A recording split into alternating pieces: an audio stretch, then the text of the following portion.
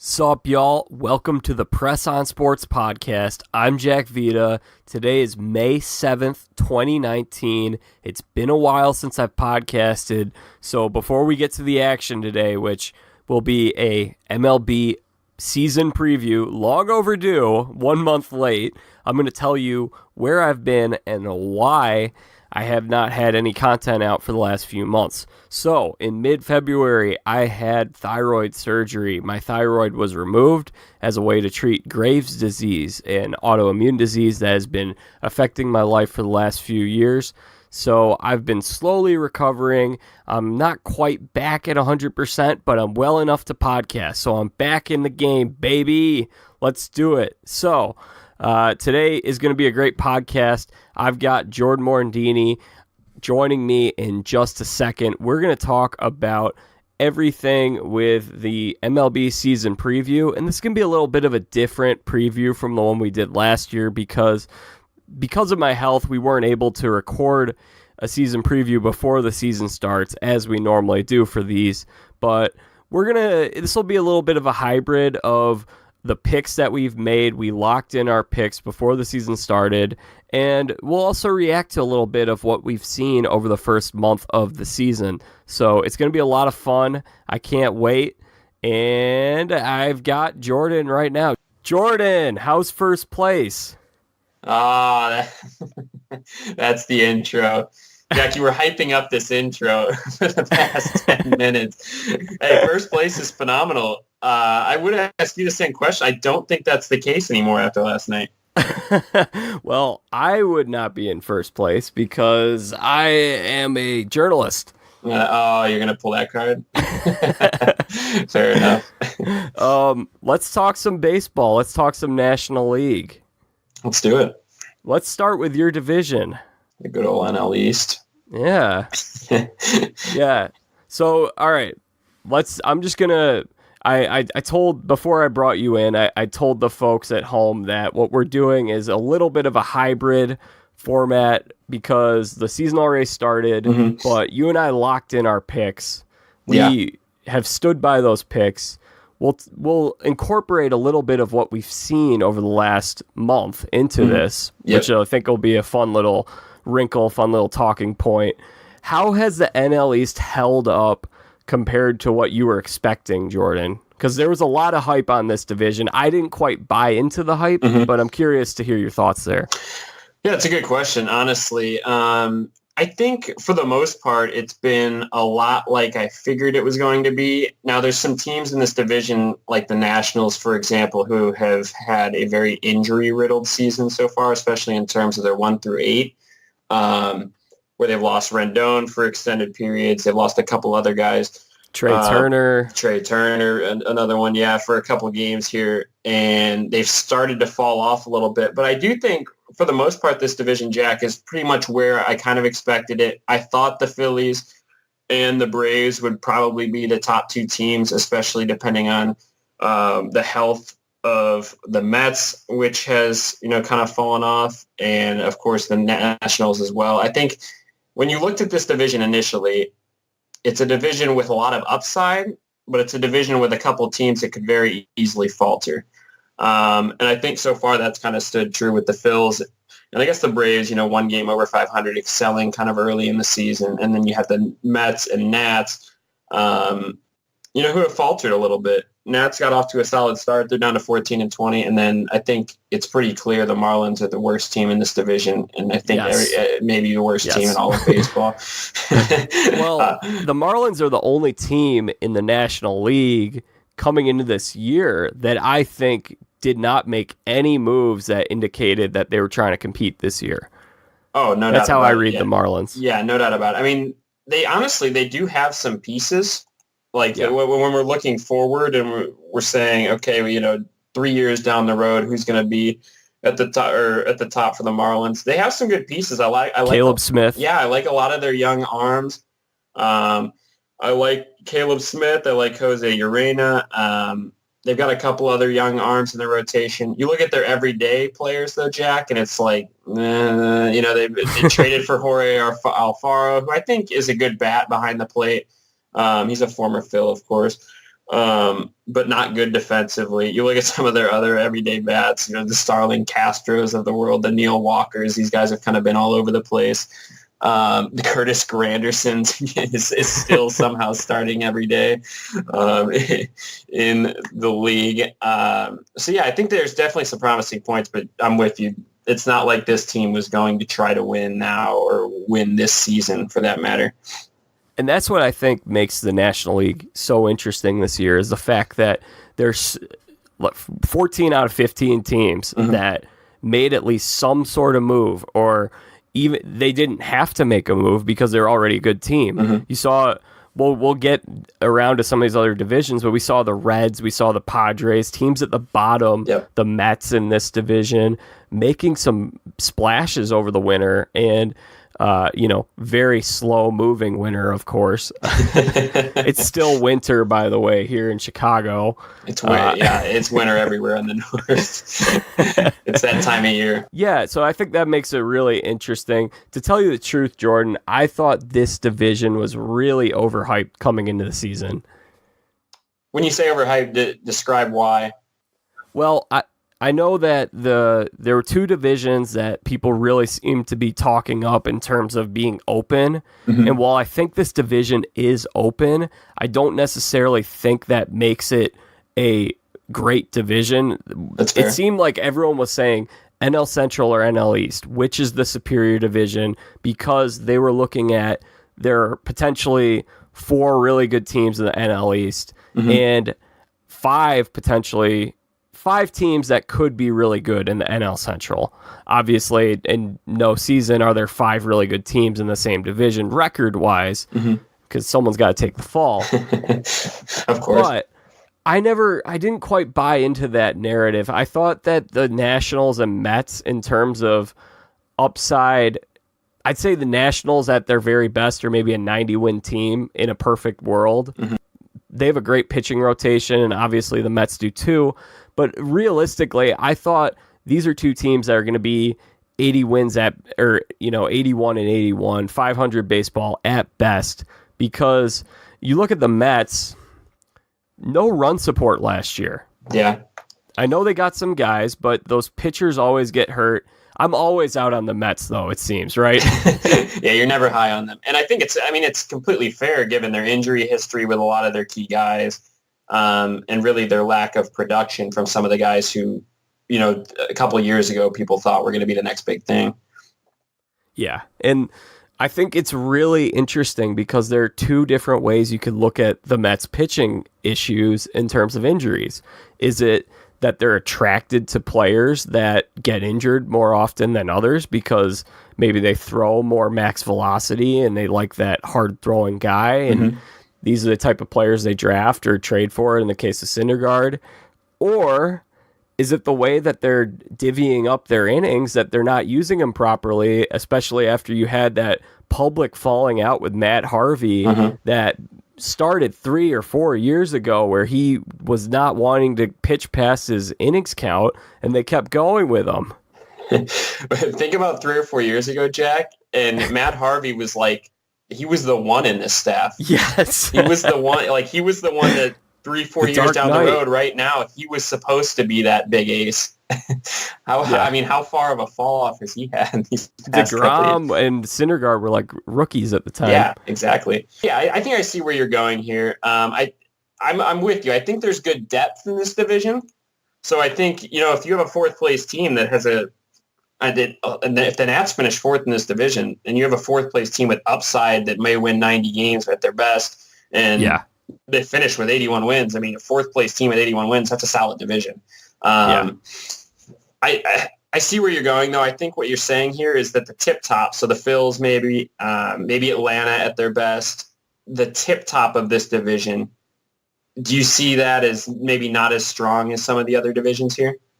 Well, I do think that's a good question, because that's really tough, because we'll go to the Central in a little bit, where I think there are 3 teams that in that division could end up as the number 1 team record-wise in the National League, or representing, you have 3 teams that could play in the World Series next year out of that division. I would agree. Or this year, sorry, misspoke. However, it might not show up record-wise because they're not going to get to play the Marlins and the Mets 18 times each. Maybe I'm underselling the Mets a little bit here. They should not be in the same category as the Marlins, but I mean, that's a huge handicap when you get 18 games against the Marlins. So for sure. I don't know. It's really tough to read in terms of record, but I think it's a 2-team race. I think that's how it's going to end up being. And I know which team you're taking and you're riding with, but I'm actually going with the other team. Okay, fair enough. It's funny when I talked about this division, and I mean, we have group chats all over the places, and we're talking this division every single day. One of the things I thought was going to be the key to this year in this division was who took care of their games against the Marlins the best. Yeah. If there's a team that goes 13-5 against the Marlins, goes 14-4, that could win you the division, honestly, depending on how other teams perform against them. So I look at when these teams are taking on the Marlins, I think those 4-game series are always very, very important because they're games you can't get back, and they're games that every team in the division has scheduled. So I think that could definitely play a big role in this division. You're right. I do like the Phils here. And maybe a little bias here. And I like to say unbiased too here just because, I'm very critical of a lot of guys on this Phillies roster. Yeah. And honestly, need be. The pitching staff, it's not one with a lot of experience. It's not one with a lot of big game experience. And a lot of question marks, to be quite honest with you, Jack. One of the guys who was honestly marked as the number 3 heading into this season, Nick Pivetta, he's in AAA already. And heading into the season, everybody's like, breakout Pivetta. It's been the same thing for 3 years now. We were saying the same stuff heading into last season, and we're not even, or maybe a little bit over a month now into the season, Pavetta's back in AAA. So that's one worry I do have with my Phillies pick is you have a lot of question marks, I think, in the staff, apart from, and Aaron Nola, he's gotten off to a slow start. He started to figure it out a little bit lately. He's not one I'm worried about. And I think Jake Arrieta is a consistent guy in that staff. But after that is definitely where some of the question mark comes in. Eichhoff's thrown well. Eflin's thrown well, but how consistent can these guys be throughout the year? Yeah, I think one other thing that is not going to work in Philly's favor is the pressure, the high expectations with a second-year manager who has made some questionable, has been involved in some questionable situations, to say the least. Let's leave it at that. Yeah, completely fair to say. I mean, that could be a pressure cooker situation where if this team hits a skid, you know how Philly fans are. 100%. There's going to be a lot of pressure, and I just don't think the big difference that I see between the Braves and the Phillies is I think the Braves' young players are a touch more developed than the Phillies are. And I'm not talking about the new guys. I mean, McCutchen, Harper, Segura, Real Muto, those guys are all vets. I'm talking about Rhys Hoskins, who's looked great so far, by the way. Fantastic start. I'm talking about Odubel Herrera. Michael Franco's looked very good. Lots of great signs so far. But, I mean, you got Ronald Acuna Jr. with all the hype in the world, who got his big extension. And Ozzie Albies, I believe, was an all-star last year. And by the way, both of those two were heavily disrespected with the contracts they signed. Yes. But that may be another story for another day. But essentially, Atlanta stole both those guys for the next 6-7 years. Well, in terms of talent, that will be a story for another day. But and then the other big thing is their pitching. I love Atlanta's pitching. I think this pitching coming into the year did not get enough respect. I really like a lot of these young pitchers, and the fact of the matter is, I mean, who knows what's going to happen with Fultonevich this year? Because last year he pitched like an ace. Yeah, he was great last year. He threw game 1 last year, right? I believe in their playoffs. Yep. In their playoff series. They did have a couple of veteran guys who left the team, but what I like about the staff, it reminds me a little bit of where the Mets were a few years ago, or, you could make the comparison with the Indians, with just a lot of these young guys who are really exciting, to watch. Max Fried and Mike Soroka being a couple. And then the other thing is they've stacked the deck. They have so many top prospects right now. Coming into the year, they had like 8 top 100 prospects. Mm-hmm. So their help is on the way. They're going to get some more of these guys. They added some great veteran leaders in Donaldson and McCann, which great homecoming story with McCann. So I'm in on the Braves this year. That's how I feel. Yeah, I mean, obviously, I think the Braves are going to be a threat all season. And you touched on a couple guys. Max Fried's looked phenomenal. I think he is definitely a name to look out for. I would name him, a big-time breakout candidate in terms of a starting pitcher this year, kind of onto the scene. And Soroka's the same way. I think you're right. I think when you look at the young pitching, especially between these two teams, I would probably give the edge to the Braves as well. I don't think the Braves have a guy on their staff right now as good as Aaron Nola, so I would give the ace advantage to the Phils. And in terms of lineup, a 1 through 9, or I guess a 1 through 8, I think I give a little bit advantage to the Phils. Honestly, I don't see a guy in their order, that can hit nearly as well for average as Gene Segura. I think in terms of veteran leadership, and you touched on that a little bit, you said some of the young guys on the Phils. I think quietly the signing of McCutchen will help a lot with that. I think Real Muto, he's a veteran. He's been fantastic. He's one of the best defensive catchers in the league, along with his bat. He's been phenomenal so far. So I give a big edge to the Phils behind the plate. I know Brian McCann, a veteran, a guy who has gotten it done, but I just think Real Muto is a far better player at this point. And just 1 through 9, I think the Phils have a little advantage in terms of some of those bottom guys too. The Braves do have a couple weak links towards the bottom of the order. Dansby Swanson's never been a great hitter. Got off to a great start this year. He did. At least so far, yes. Yeah. Donaldson, how much does he have left? But you look at, Maikel Franco in the Phils lineup when everybody's healthy, he's hitting 8th, and he's hitting 260 with 8-9 bombs already. So that is a serious weapon towards the end of that order.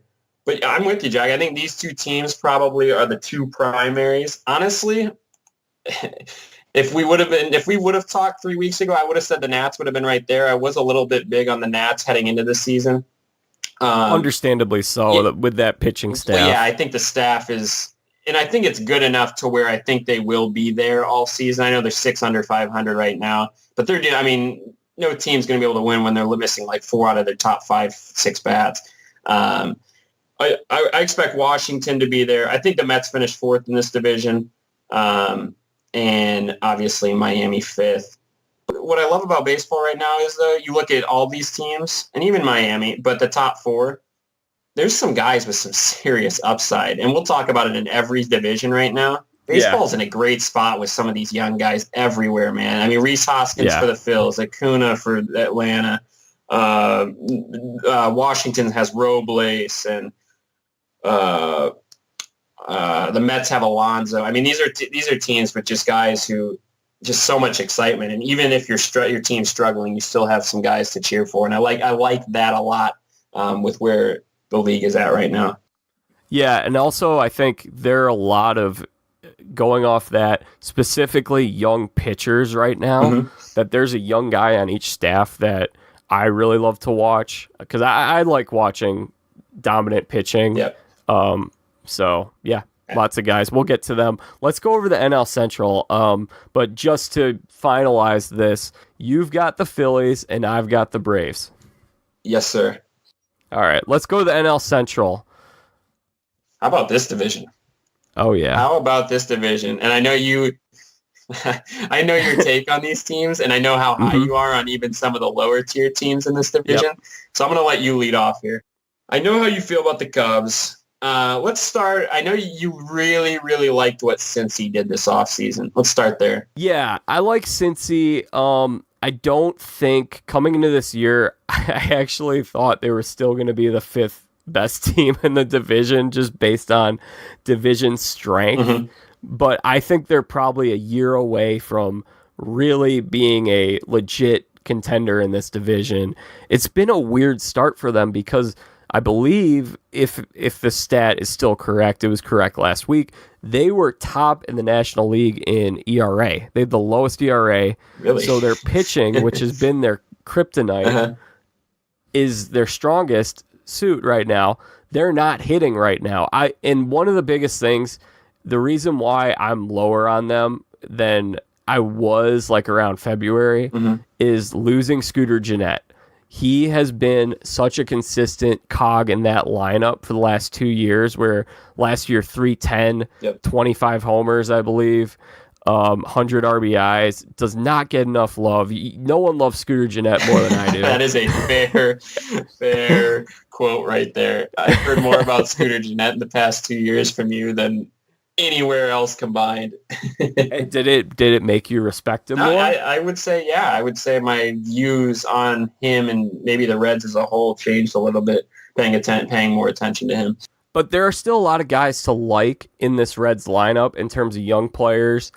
Jesse Winker is a guy that was one of my sleeper picks in fantasy this year. He quietly over his last 2 years, 300 batting average, 400 OBP. He's a nice player, and I think he could take that next step into one of the guys that we talk about who's maybe an all-star. There's always, you got to love Suarez. He had a great year last year. Got to love Votto. Puig is always exciting to watch. So even while this team might not be a strong contender, maybe they end up around, 75, 80 wins. They're still going to be so fun to watch, and they're not going to be an easy team that you could just... Where 2 years ago, you could look at the schedule, you say, okay, we got 4 games at home against Cincinnati. We'll take 3 of those easily. Yeah. That's not the case anymore. I would agree with you. Looking at this team, Jack, they're only 5 games under 500, and their star players are all hitting under 235. Looking at that, you have to think maybe there's better upside here, and this team could potentially be around a 500 team. Of course, you said the pitching's been really good so far, and maybe that doesn't hold up. And that's also without Alex Wood, who I thought would be their best pitcher this year. Exactly. But, Suarez, 231, Votto, 226, Puig, 208. These are guys who they really need to be key contributors, obviously, and have struggled early on. And really, that's the reason they're 5 games under 500. I may think this, looking at this, this looks like a 500 team if these guys can hit to their potential. Of course, I don't think their pitching is necessarily as good as it has been as a whole. I expect some of these guys to come down to earth a little bit. Tanner Roark's been great. Yeah, and I respect Tanner Roark. I just don't know if he can keep that going for a full season.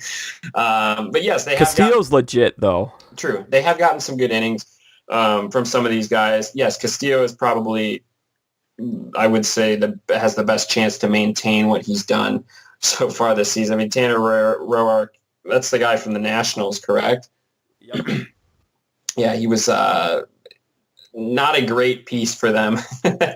I like the Sonny Gray ad because he was a guy who either won the Cy Young in 2015 or he was the runner-up. He was terrific out in Oakland, struggled in New York, and a lot of people chalk that up to high-pressure situation, New York media, and him just being a guy that likes to be in a smaller market and not have that big pressure. He's a great fit, yeah. Great place to go is Cincinnati. It is a hitter's park. Yeah. But I like the ad. They extended him. I think it was like a 3 or 4 year deal, 10 a year. And that is the potential to pay off. Now, I don't know if he's a Cy Young guy again, but I think he's a very good pitcher, and I believe he's been under 4 this year in terms of ERA. Yeah, he's like at 3.8, I think. When's Scooter set to come back, do you know? It might not be till June or July. What was that? Is it a torn groin? Is that what it is? Yeah. Oh, yeah, okay. Because I'm just thinking, you put his bat in this order and some of these guys start heating up and this can start to turn into a legitimate offense. But he could be, there's a chance he might not be playing out until August. Gotcha. He reminds me a lot of Segura for the Phils just because of the consistency in terms of just getting on base, being a menace, being a guy who can hit 300 for you. Just think that was the Brewers double play combo like 4 years ago. I think the Brewers are okay with where they're at right now, though. Yeah. But they may be happy to have those two guys along with it. No doubt about it. It's interesting for the Brewers because they put they traded Segura, they put Scooter on waivers, and so they lost both those guys, and it's not like they commanded a real great return on Segura based on what we've seen yet. But then they also got Jesus Aguilar off waivers, so and he was great last year. He's slow start so far, but they, I guess, give and you shall receive. Give and you shall, yeah. I mean, that's a heck of a find. Yeah, he had a great. How many? Aguilar had 35 plus bombs last year, didn't he? Yeah, 290. I want to say he hit. Yeah, fantastic. Yeah, he's off to a really slow start this season. That's a good transition into the Brewers, though. Yeah. Obviously Yelich is doing Yelich things. I guess it's fair to say last year wasn't a fluke by any means. This guy hasn't hit under 280 in a season yet in the major leagues. Jack, I mean, they're 5 over right now. They won the division a year ago. Is this a team you think obviously is they're going to be there all season? It looks like it right now. I mean, they did hit a rough last couple weeks. Not having Yelich for a whole week, no one can hit. Yeah. No one was hitting. He was carrying their offense throughout April. My concern with the Brewers, and here's how I'm gonna spoil my pick. We'll touch on it in a second. I did pick the Cardinals as the division champs. And basically I said it's either going to be the Cubs or the Brewers that's going to be the wild card team, and it's going to be which team does not come unglued this year, because you could see it going either way for both teams, with the Cubs and Madden's last year and maybe not adding a whole lot to the team. The Cubs have looked great so far. Fantastic. Yeah. Right now, it's looking like the Cubs are going to be, maybe they win the division, but right now it's looking like the Cubs have the edge over the Brewers. 4 weeks ago, the Brewers were looking like the team to beat in the NL Central. I think it's going to be going back and forth all year. However, the one concern that I had about the Brewers coming into this season was just how much of their bullpen did they use last year and how much is going to be remaining this year. Because we've seen some of these guys get used a whole lot down the stretch just to get down to Game 7 of the NLCS, or even if you go to the World Series, whatever. And then the next year, a lot of those relievers aren't throwing as hard, spend a little time in the DL. Yes, I'm still going to call it the DL. No IL for you? No. Not buying in? No. But, I mean, that's a big concern because their bullpen was probably the best in the National League, I would say, last year. Well, yeah, I mean, they have some serious weapons in this bullpen. Obviously, it starts with Josh Hader. And he's put together a solid start to this season as well. Although maybe by his standards, no, but I think he's over a 3 ERA. But still dominating in the fashion that he has and did last year. I see where you're going here. I think there's no question about it. This team is going to be here all season. Is Yelich going to stay as just ridiculously hot as he has been so far this year? No, I don't expect him to hit 340 all year. And what was he at, 15 homers already? It's freaking... Yeah, before he got injured, they said that he was on pace to hit 80. Yeah, I mean, it's May 8th, May 9th, May 7th. May 7th. Yeah, May 7th, and Christian Yelich has 15 homers. I mean, it's absolutely ridiculous. I think he's slashing at like a 450 OBP so far. Clearly, I think if he stays healthy, and we saw what this lineup kind of does without him in that short week that you mentioned. I mean, he's back now, and I think they've won 4 straight. So I think it shows how crucial he really is for this team. My question... He still is the most valuable player in the National League by definition. He is indeed. My question is, I do like the addition for this team of Gio Gonzalez. I thought quietly, I think... And Grandal, too. Yeah, that's a good one as well. I think, I just think Gio still has something left. I think he was kind of disrespected by a lot of teams. And what he comes into this rotation, is like a 5, or he's going to act as if he's a 5. Gio Gonzalez is better than a lot of 5s out there. So I like quietly. I thought that was quietly a very good signing. I just think this team, from top to bottom is talented enough to be here all season. You still have Kane. You still have Braun. They got Moustakas back. I thought Grandal was a solid signing. I just think there's enough here with Aguilar as well in the everyday lineup that this team's here all year. And if they don't win a division, they're not my choice to be a division winner, but I do like them to be a wild card this season.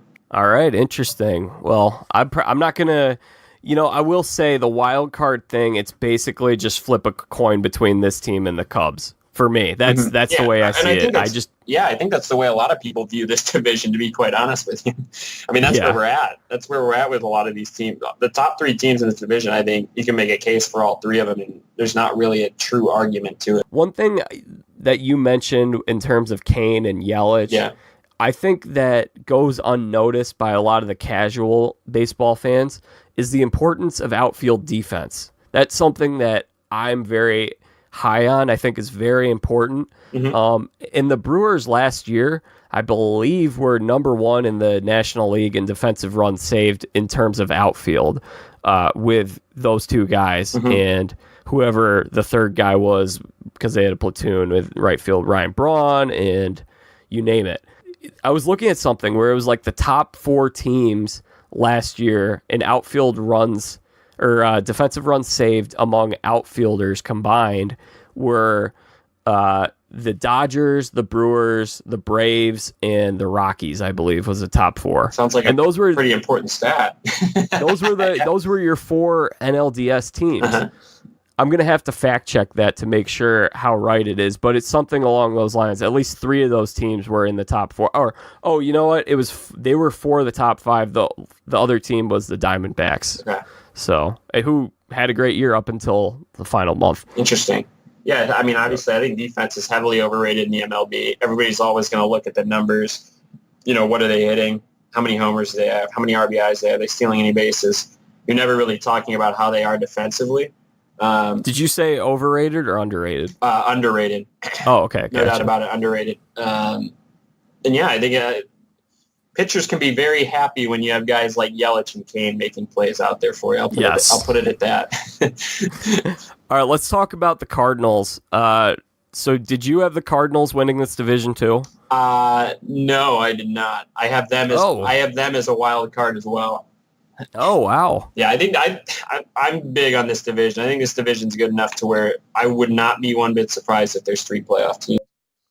Yeah, the thing that's keep holding me back from that is the fact that your two teams, if we're looking at those three teams as being potentially three of the best teams in the National League, maybe the three best teams in the National League, because that happened like the first year the Cubs made the playoffs, 2015, those three Cardinals, Pirates, and Cubs were the top three records in the NL. But back then, the Brewers and the Reds were really bad. And I think since you have even your 4 and 5 teams that you're looking at potentially are really good in the sense of the Pirates, who quietly won, I believe, 84 games last year. It's 82. They won 82 games last year. No one's talking about them. They have a great pitching staff. It's just going to be hard to get all those wins when you don't have a soft team that you can gang up on in terms of Miami or San Francisco or Arizona. So that's Arizona's off to a good start. yeah, we'll see. Yeah, we'll see. But they looked like they're rebuilding. So yeah. But that's what's kept me from thinking two NL wildcard or NL Central wildcard teams. But I guess I'll tell you real quick why I like the Cardinals, and then I guess you can make your argument for the Cubs. Okay. Because you surprised me with that. I was not expecting that. I love the Paul Goldschmidt edition. I think it was the best offseason acquisition, which you might not agree with. No, I think it was a phenomenal acquisition. Okay. But, I like. Yeah, I get what you were hinting at there. Yeah, you like Harper. Goldschmidt, who just seems like a St. Louis guy. He has an infectious great clubhouse personality in terms of a leader. He can just step into a clubhouse. There's a lot of hype from scouts and rival GMs that were saying that Goldschmidt alone can make the Cardinals 10 games better this year, just from a leadership and play aspect. He was my National League MVP pick. I picked him in the Fantasy League. I think he's going to have a great year. He seems like a Cardinal. He's a great fielder. And I think Ozuna, if he's healthy, that's a great 3-4 or 2-3, because now I guess everyone likes to put their best hitter in the 2 spot for whatever reason. Those 2 guys with Matt Carpenter, Paul DeJong is playing amazing, and they have maybe I'd probably say second best pitching staff in this division behind the Pirates, but they have a really good pitching staff. They have a lot of depth. The thing that I think was holding them back those few years where they missed the playoffs, last year included, no star power. They had a lot of guys who were really good, like maybe a 7 or 8 out of 10, but no stars. Now they got the star power. They got a leader. I think this team's going to have a great year. I'm completely with you. I mean, that's why I have them making the postseason. Because honestly, I think this is going to be a tough year for a lot of teams. Like, I think the NL all year long is going to be really, really competitive. And I think those wild card spots are going to come down to the last couple of days of the season, because there's going to be so many teams, I think, kind of right in the mix of it. I love the Goldschmidt signing, obviously. Fantastic. Trade. Sorry, yes, trade, yes. And then the extension, yes. I just think he brings so much, and you kind of touched on it just in terms of just his presence in the lineup, but he's the type of hitter who just makes your entire lineup better. It's not just you're putting Paul Goldschmidt in the spot here. You're making Ozuna better.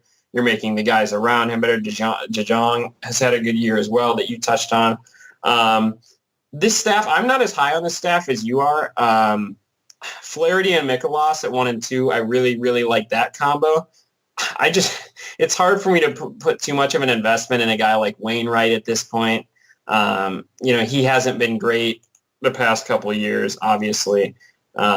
He's been over like a 4.5 ERA so far this year. And I have the same feeling with him as I do Waka.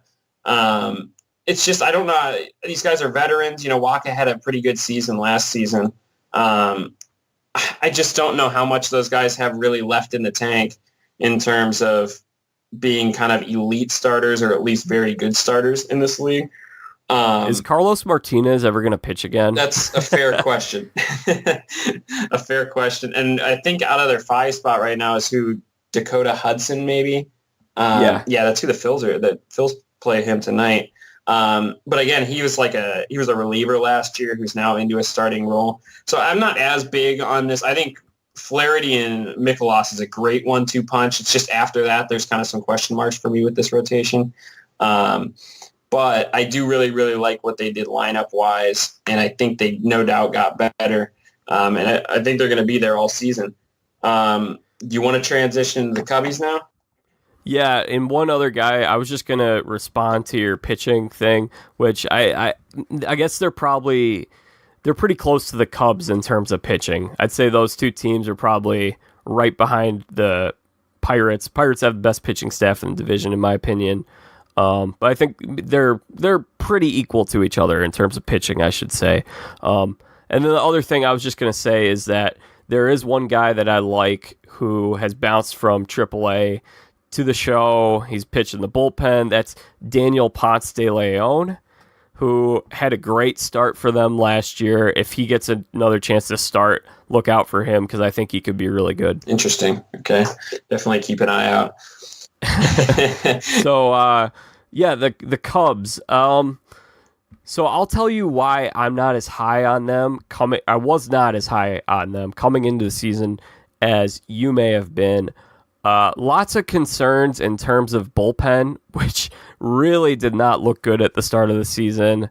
Starting pitching has improved since the start of the season, but really I just kind of feel like the Cubs are doubling down on something that didn't quite get them where they wanted to be last year, in terms of they did not win the division. They lost some guys in the form of Murphy, and they sent down Ian Happ to AAA. Okay. So a lot of the depth that's been there over the last few years when they've been winning the division, you could go back even further when they had Dexter Fowler, when they had Jorge Soler, Chris Coughlin, lots of depth. Zobrist is a little older.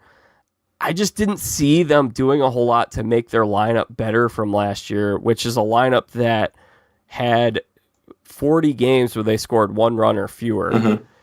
So that was another concern that I don't think a lot of people talked about. I would have liked to see them add a Michael Brantley or add a McCutchen even, get some veteran leadership in there too. Do they have room in that outfield? Well, it depends on how you look at that outfield. Yeah, exactly. And that's where I'm going to give one more take on the Cubs here, and then I'm going to turn it over to you. And that is just this is a question I have about managing, and that would be right now you've got, I think in order for the Cubs to get back to winning the division, they're going to need bigger contributions out of some of the young guys who we've talked about for a few years. The Cubs got to get Kyle Schwarber. He needs to up his game this year. Oh, there's no doubt about it. Albert Almora Jr. needs to up his game. We need to get a bigger contribution out of these two players.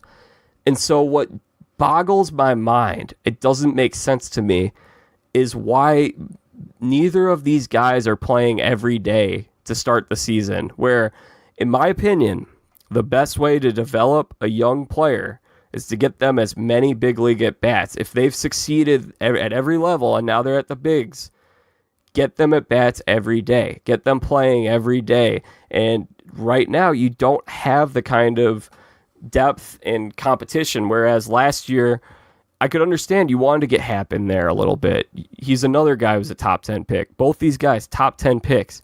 I think at this point, early in the season, these two guys should be playing every single day, getting comfortable, and if they, at the midway through the season, if you're in July or August, and neither of them are, you look at them and you're like, neither of them could be everyday players, then you add someone at the deadline, do whatever you got to do. But I think the only way you're going to be able to develop these guys is to toss them in there and see what you got. Yeah, I think it's a fair assessment. I mean, who loses out there? Is that David Boat losing out starts? Is that if you're trying to get one of those guys in every day? Yeah, it's Bodie, but it's also Zobrist. Zobrist is one of, I think he's got more at bats than Almora does, and Zobrist famously or infamously last week asked to be taken out of the lineup because he thought Bodie should be playing instead. And Zobrist has said in the past, he says, I am a role player right now. I'm a bench player. That's something he said at spring training last year. And for whatever reason, Joe loves Zobrist. Maybe it goes back to their time in Tampa, but I would much rather have Zobrist just taking it easy because we know what he's going to give the Cubs in October. He's a clutch hitter. I want him in October. I want to save him. I don't want him getting hurt. He's at age 38 now. I want to see these young guys get some playing time consistently just to see what we got in them. And Schwarber has gotten to play a good amount, but he's not playing every day. And for whatever reason, Almora is just still stuck on the bench. He's playing like half the time. And I don't understand why those two players aren't treated equally because I see them as equals and I want to see them both playing all the time. Well, that's an interesting quote. I did not know Zobrist said that. But, I mean, this is a guy in Zobrist that hit over 300 last year and played what, like 140 games. Yeah. So clearly, highest batting average of his career. Yeah, clearly there's something left in the tank there. I'm with you completely. I get where you're coming from. I get the frustration. You're a big Albert Almora guy. Yeah. He's not getting the at-bats that you feel he deserves. I think that they're kind of honestly in a jam here, and what doesn't help is having to play Brian out. I know I mean, that's completely fair. They don't have to, but I think that's kind of what's causing it. Is Bryant getting some starts out there now, and now that's taken the daily starts off of either Schwarber or Almora because they want Bodie in the lineup. Why I'm high on this team, Jack, this is a team that was right there last year. all the way to 163, and I'm sure we have a lot of people we talk to still are discussing 163. They were right there last year, and they didn't even get that. Like, there were some, in my opinion, underachievers. Chris Bryant hit 270 last year, but he missed a lot of time. He missed a lot of games. I mean, he's a former MVP, Jack, and if he's able to come back to form, I feel like that could be just a gigantic boost, obviously, for this team. I will say one thing I'm surprised about. Not excited about the Cubs. Surprised about. I was anti-Javi Baez all last year. I was thinking this is a fluke. You know, it's the classic. A guy figures it out for a season and comes back to reality. He's answered the call. There's no doubt about it. He's answered the call. He's looking like a true superstar. I can't believe the power he's hitting for now. If you have a shortstop that's able to hit 35 bombs, you know how much of an advantage that is across the league. I mean, it's ridiculous. I got to tip my cap, honestly, because that was a guy who, you know, in the past I probably had disrespected. He's been phenomenal. But heading into the year, that was one of my big questions. I thought he could stay consistent and kind of have at least kind of the same type of year as he had a year ago. And you get more from Bryant and maybe Rizzo Rizzo, you never know what you're getting from Rizzo either because he's so streaky. But if he can put together kind of the vintage Rizzo season where he hits 280, you know, he gives you 25, 30 bombs, all of a sudden, you know, that's a really dang good middle of the lineup with a MVP type Chris Bryant, or at least a star Chris Bryant. Yeah, like 98, say 75% of MVP Chris Bryant. Yeah, exactly. With Rizzo in the middle of that order, with Javi Baez, you know, at the top of that order. So there's also Wilson Contreras, prime candidate for a bounce back year this year. Yeah, and Wilson Contreras is another one. He's been really good so far this year, Jack, over 300. And, you know, I haven't even touched on, I don't expect much from Schwarber this year. I never really have expected anything from Schwarber. He'll hit home runs. He'll hit low 200s. I'm not big on the David Bodie plan either. That doesn't make too much sense to me. I think it makes more sense for this team to play a Schwarber or an Almora every day in the outfield. Play both of them. Yeah, or both of them, and then play a Bryant at third. But regardless, one thing very happy to see is Jason Hayward. Yes. To a very good start. He's been disrespected. He put together quietly a good year last year for the Cubs. He's putting together another good year so far this year. I want to touch on one quick thing you said about Bodie. Yep. I just want to say, Bodie right now, he's hitting around 269. A lot of people are really excited about him. This is like his upside, though. Like, this is his ceiling. And I think that's fair. If you talk about Kyle Schwarber, what his ceiling is, I mean, people have talked about him as an MVP candidate, and I don't necessarily think he's that. But he's had some big moments for the Cubs. That's a big bat at his very best. That if he can develop, he could be a great player, or a very good player at least. Albert Almora Jr., I look at him as a guy who his upside is maybe a 5-time Gold Glove winner. So I look at the upside there in terms of those couple guys. That's fair. Whereas Bodie, it's like, hey, he can stick on the roster, he's fine, but this is his ceiling right now. Yeah, and I mean, he's hitting 268, and it's not a slouch by any means. It's a good bat to have in the lineup. Yeah. And, you know, maybe he could make a great guy off the bench if we're able to get one of those other guys in this lineup. But I do think, Jack, 1 through 8, this lineup is probably as good as any other in this division. And then, Jack, when it comes to the staff of the Cubs, I know you said Pirates probably at 1, and then Cards at 2? Cubs or Cardinals. Cubs or Cards. Yeah, interchangeable. Initially I didn't really like the look of this staff just because there are some question marks. You know, how much does Hamels have left? Can Yu Darvish turn the table? Can Quintana kind of get back to, at least a guy who's mid-3s to upper 3s ERA is probably what you want or would be really happy with out of Quintana. And he's been just that so far.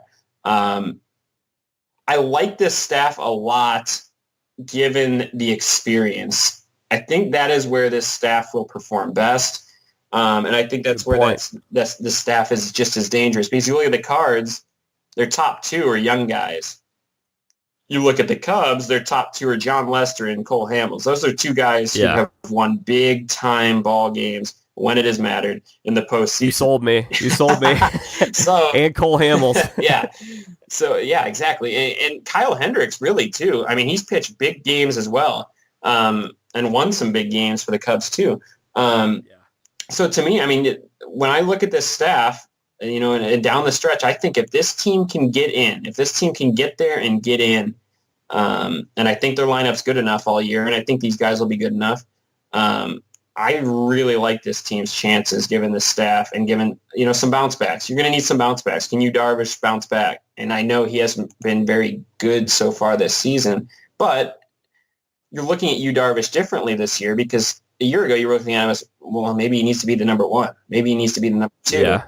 You're looking at Darvish right now as the number 5. So even though he's off to a slow start, you got some other guys who can hold their weight in this rotation. So I really like this rotation. And to be quite honest with you, over the offseason, I probably wouldn't have been too big on this rotation. But looking at all the rosters in this division, I really do like the makeout of the veteran leadership and the veterans within the staff. Let me give you a 60-second rundown on the Pirates. Do it. Because we can't leave them neglected. Do it. We got all the Pittsburgh listeners who are going to be mad. We're big in Pittsburgh. Yeah, knock it out. All right. Pirates did not get a whole lot of talk coming into the season. The Reds got a lot more attention because of their offseason moves. I really like this Pirates pitching staff and Trevor Williams, Jameson Taillon. Jordan Lyles has been really good to start the year. Mm-hmm. We'll see how long that holds up. He's been a guy who's shown some good promise at times, but has always managed to get hurt. And that's not even talking about Chris Archer, who was brought over as a veteran, kind of like how Arrieta was brought over to the Phillies to be a good mentor for some of these young guys. So their pitching is very good. And that's not even mentioning Joe Musgrove either, who's looked fantastic. They got in the Garrett Cole trade. The lineup is not as impressive as like the Reds. I like to think that if you combine the Pirates and the Reds, if they could just merge, they would be able to gang up on the other 3 teams with the Reds hitting, with the Pirates pitching. But I do like Josh Bell a lot. I think he's a star on the rise. He's another one of those guys that I was looking at. He could take a big step this year. Switch hitter. He's looked good so far. I like their outfield still with Polanco, Marte, and Dickerson, but Dickerson is injured at the moment. So I think this team will likely end up right around the way they did last year, which was 82 wins. But hey, they could be. I mean, they were buyers at the deadline last year. Don't be surprised if they sneak in there if one of these other teams were to come off the rails. Yeah, I think this team just needs to develop a couple guys too, right? You need to develop some of these bats. And there's some good bats in this lineup. There's just not any, superstar type bats in this lineup. Starling Marte has been a good player in this league for a couple of years now. You touched on Bell, obviously a good player. Cervelli has kind of been a pretty good catcher behind the plate. Oh, yeah. But yeah. Always hits very well at Wrigley. The Wrigley killer. But yeah, I'm with you on the staff. A lot of young talent. I'm not big on Chris Archer, or really even as a veteran. Okay. I don't know how much he actually brings as a veteran. To me, I think he's a young guy, but he has been in the league for a couple of years now. That's like, wow, Chris Archer, he was supposed to break out this year and that year and that year, and it never truly really happened. Well, he looks good in some metrics, but the ERA hasn't done him too many favors. And one thing I will say about that is the AL East, all those hitters parks and DH and everything. So maybe it's a little different. The teams you're playing either. Yeah. So maybe that's a little different spending a whole year in the NL. But so maybe he can put it together for Pittsburgh this year. I think this is the 4th best team in the division. Now that I think about it, I could see it going either way between them and the Reds. Honestly, I don't think either will be contending for even a wild card spot. But I don't think either of these teams will be horrible either. I think they'll both be 77 to maybe 82 wins. Okay. Maybe a little less for the lower tier, whichever ends up a little lower. I think they both, in terms of like what's their ceiling, you could say this about any team in terms of a perfect world. I'd probably say 85 wins as like their best year they could have. That's fair. Maybe the Pirates a little higher than that, like 87 or 88, but realistically, right around 500. I think that's fair for sure. So let's go out west, Jordan. Coming into the season, what was your read on this division? I thought the NL West heading into this year was interesting because you have a team like San Francisco, where initially this offseason they kind of got themselves, Jack, into the Harper talks. And you were wondering kind of if this team was going to make a big splash or something in terms of a big-time free agent. They didn't end up landing him. And then you kind of looked at this team and thought, well, that's probably going to be the worst team in this division heading in. They have some older guys. Buster Posey's still playing. Feels like Buster Posey's been in the league for so long. He was only drafted like 10 years ago, too. It's ridiculous. I feel like I've been talking about Buster Posey forever. But heading into this year, I mean, you looked at this division. I thought the Dodgers were the clear favorite. I did like a couple moves that San Diego made, and one of them obviously bringing in Manny Machado, and that was huge. But I'm really excited that they went the route to get Tatis Jr. up right off the get-go as well. I mean, Jack, to be quite honest with you, that's going to be one of the best left sides of the infield in the league for a long time. That is an extremely, extremely talented left side of the infield. And I mean, this team has some players too, right? The Padres do. Eric Hosmer is still there. Will Myers. They have some players. I thought heading in, this was kind of an intriguing team in this division, making the moves that they made. Having some good young arms. Chris Paddock. Have you seen him pitch yet, Jack? Yeah, he's on my fantasy team. He's been the sheriff. Oh, there it is. He wears that cowboy hat. Yeah, he is electric. I love the emotion he throws or shows on the mound as well. Honestly, it's a fun team to watch with a couple of their everyday position guys, a couple of young pitchers. So heading into the year, I kind of like them to potentially be, finish towards the top of this division, either second or third. I thought Colorado would be right there as well. And I know we touched on Arizona a little bit in kind of how we thought they would be rebuilding. They've gotten off to a good start so far this year at 20-16, but I do think in terms of, heading into the year, I felt that they were going to be kind of a 3 or a 4 team in this division. Yeah, they made moves that look like rebuild moves because they traded Paul Goldschmidt prior to his contract here. However, they're playing well, so time will tell. Will they be the Rays from last year, where everyone was talking about the Rays being that team that was tanking real hard, and they won 90-something games? We're going to have a fun conversation about the Rays in a little bit, by the way. But, it's tough to tell. I think the Diamondbacks are going to end up kind of like Seattle did, where they had a great first month and then fall off pretty quick. But they do have some good pitchers still. They still got Robbie Ray, who is very underrated. I don't know what the status is on Taijuan Walker. I don't think he's pitching this year. Is he still out from Tommy John? Yeah, I believe so. Yeah, but they brought in Luke Weaver. So there's some pitchers to like about the staff, some young guys that are still, this is still going to serve them well moving forward. And then, another loss was the Steven Souza Jr. ACL tear at spring training at the very end of spring training. So I don't have very high hopes for the Diamondbacks, but I did like the Adam Jones pickup. I think he only got like $2.5 million on a 1-year deal, and that's a steal. Was that following the Souza Jr.? Or did they do that beforehand? I can't remember. I'm not sure, but okay, yeah. I think Souza Jr. ended up tearing it after the season had started. And no, Jones it was at spring training. It was at spring training. Oh, it was at spring training? Okay.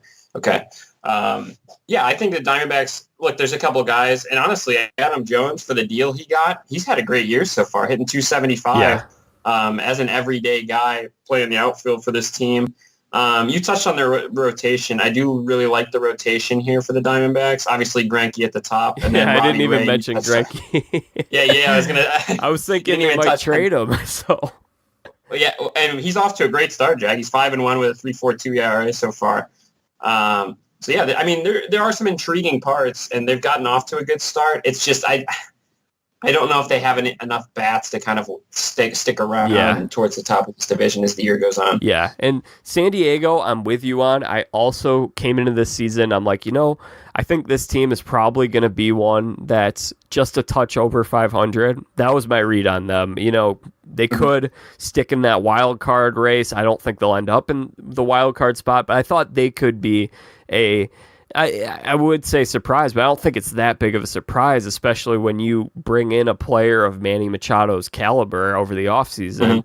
And I would also, Jordan, I'm going to have another take that you may disagree with. I like the Machado contract more than I like the Harper contract. No, I get it. I mean, when it came to these two guys, and it was, which one's the better player, there's certain numbers for both guys, obviously. Yeah.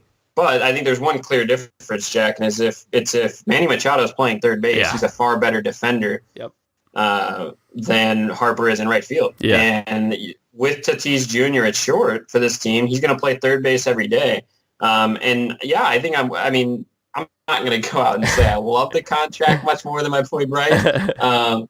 But I will say that that was my one worry with Machado is he would end up somewhere and play shortstop. I think given that he's playing third base for this team, and obviously Tatis Jr. is on the IL right now, so I think Machado's been playing some short. But when healthy, he'll play a lot of third base. And I thought that was one of the keys for him when it came to whichever team ended up signing him. Also, 8 years versus 13 years. Well, you have to, I get it. But you do need to wonder, if the NL does adapt to DH, Harper could be a very good DH. It's still a 13-year contract, though. Yeah, but it's 36, 37, 38. But, it's the upper 30s. It's not like you're paying him when he's 43, 44. All right. But, yeah, I get where you're going. The other one, I was going to pose to you this question because my dad asked me this question for just no reason today, and I thought, hey, this could fit our conversation. If you had the choice, play in anywhere in the major leagues, you can toss out 1, 2, 3 places, whatever. Where would you want to play in terms of a city? Not really accounting for the ballpark, but what organization would you want to play with? Are you pointing this towards San Diego? Should be near the top of that list. It would be for me. Aside from the taxes that you're going to lose from your contract out there. Mm-hmm. Oh, I mean, in terms of cities, San Diego's got to be up there and just one of the nicer cities in the league. I just visited there for work a couple weeks ago, and I was mind blown almost of how nice the city is. So well taken care of. People are fantastic there. Yeah, very and it's not like friendly. Yes, very friendly and very calm. Yes. It felt like a very calm city. It's not New York. It's not Chicago where there's people running up and down the sidewalks over and over and over again. It just felt like a very calm city, and you're right, very friendly city. I think San Diego would probably be near the top of that list, especially if I'm talking about places to live. Yeah. And given you're playing there, you're going to live there at least during the season. That would be up there for me. That's a good question. I'd have to put a little bit more thought into it. But I would think West Coast probably would primarily be where I would want to end up. Yeah, and some guys like the pressure. Some guys like to be in the pinstripes or whatever. Yeah. But if you're giving me the choice between big market and small market, I just have a smaller market personality as a whole. I'm not really drawn to big cities. I like to visit them. Don't really love living in them. But I think San Diego is an awesome place to play. I would love to play for fans that aren't going to, you just start shouting stuff at me or booing me when I go on a little bit of a slump. Yeah, and that's happened in Philly. That's happened in Chicago. That happens in a lot of East Coast places. Are you Boston, saying you're gonna New slump? York. We had a softball season. You put together a pretty complete season Before I got injured.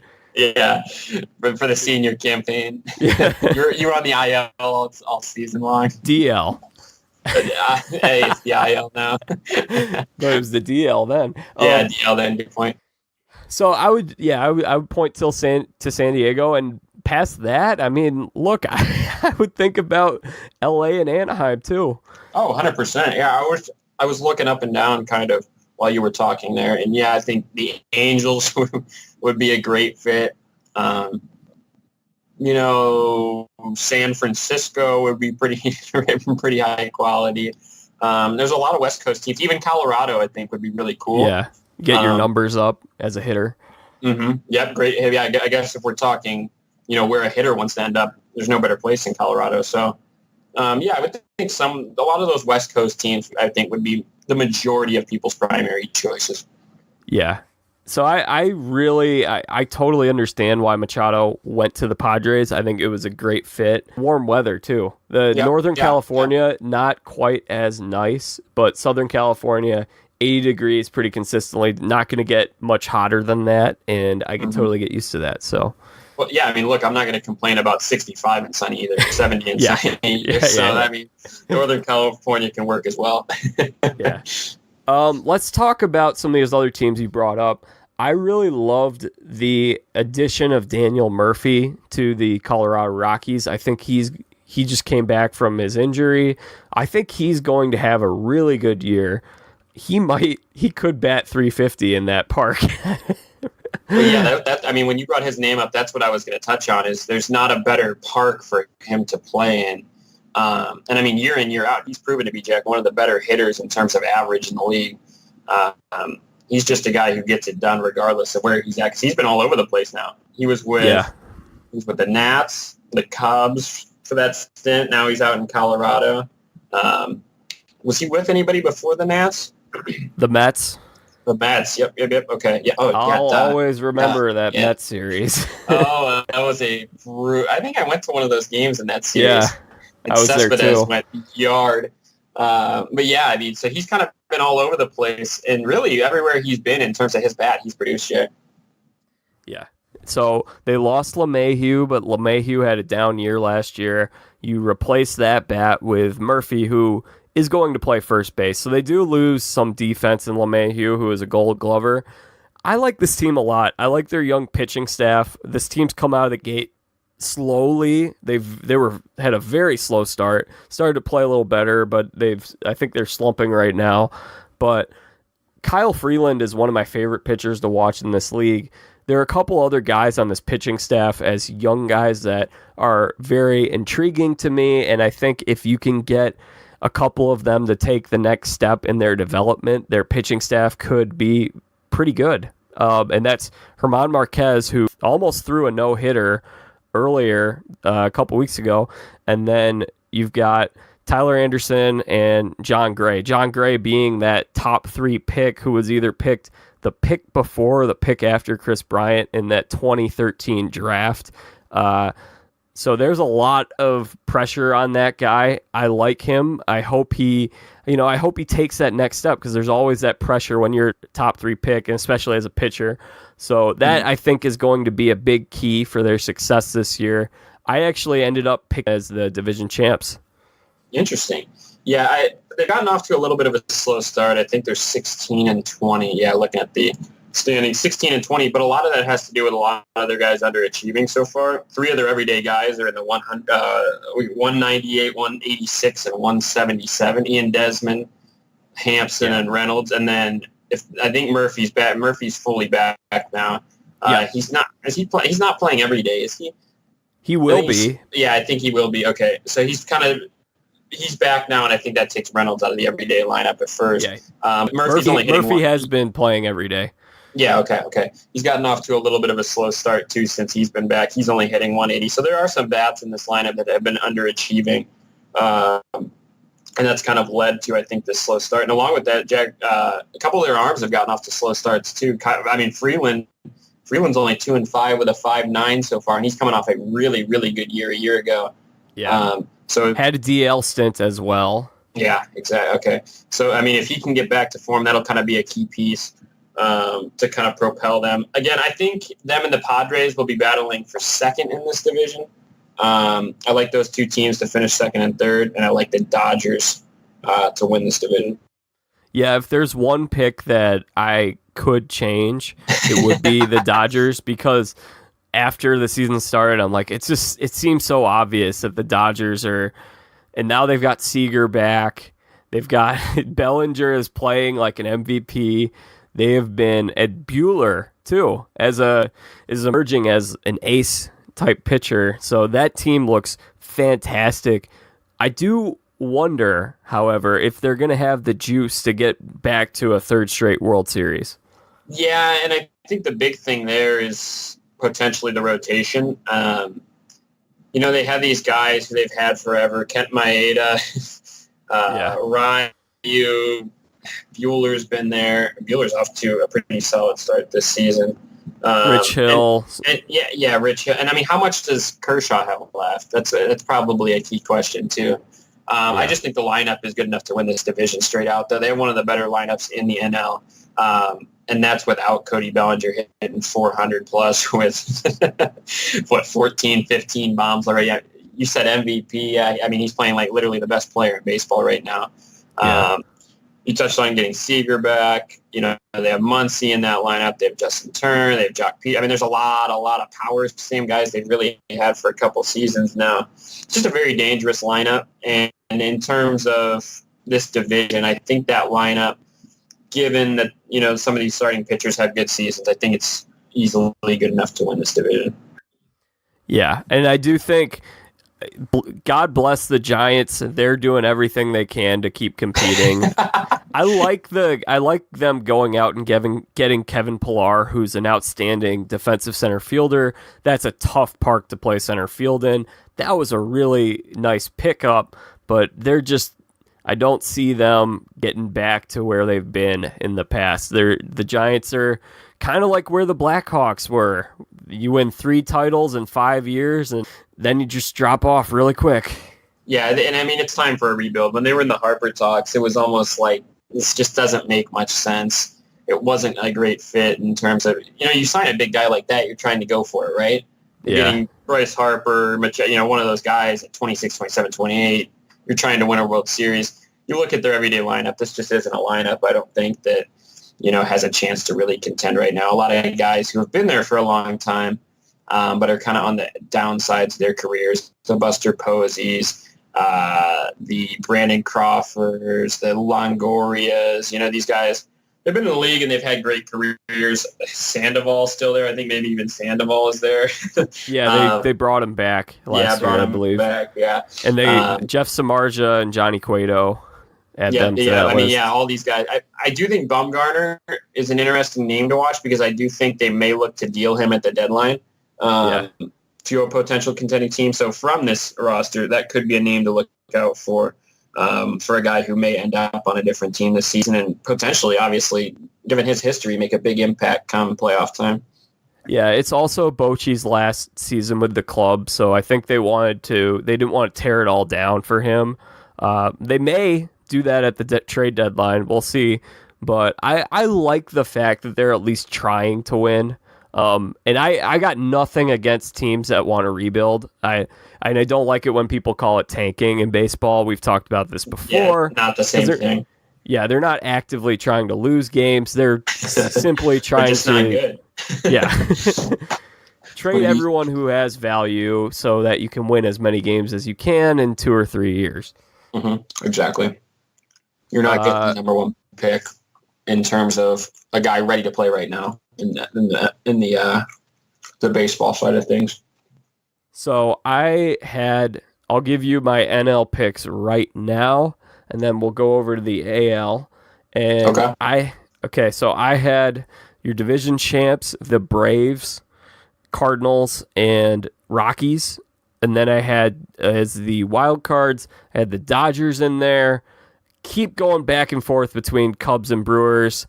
I talked about how that has been so tough to pick one of those two teams, but I feel like for the sake of my own safety, I better pick the Cubs. So you have Milwaukee missing the playoffs then? Yeah. Interesting. Okay, my picks. I have the Phils winning the East. I have the Cubs winning the Central, and I have the Dodgers winning the West.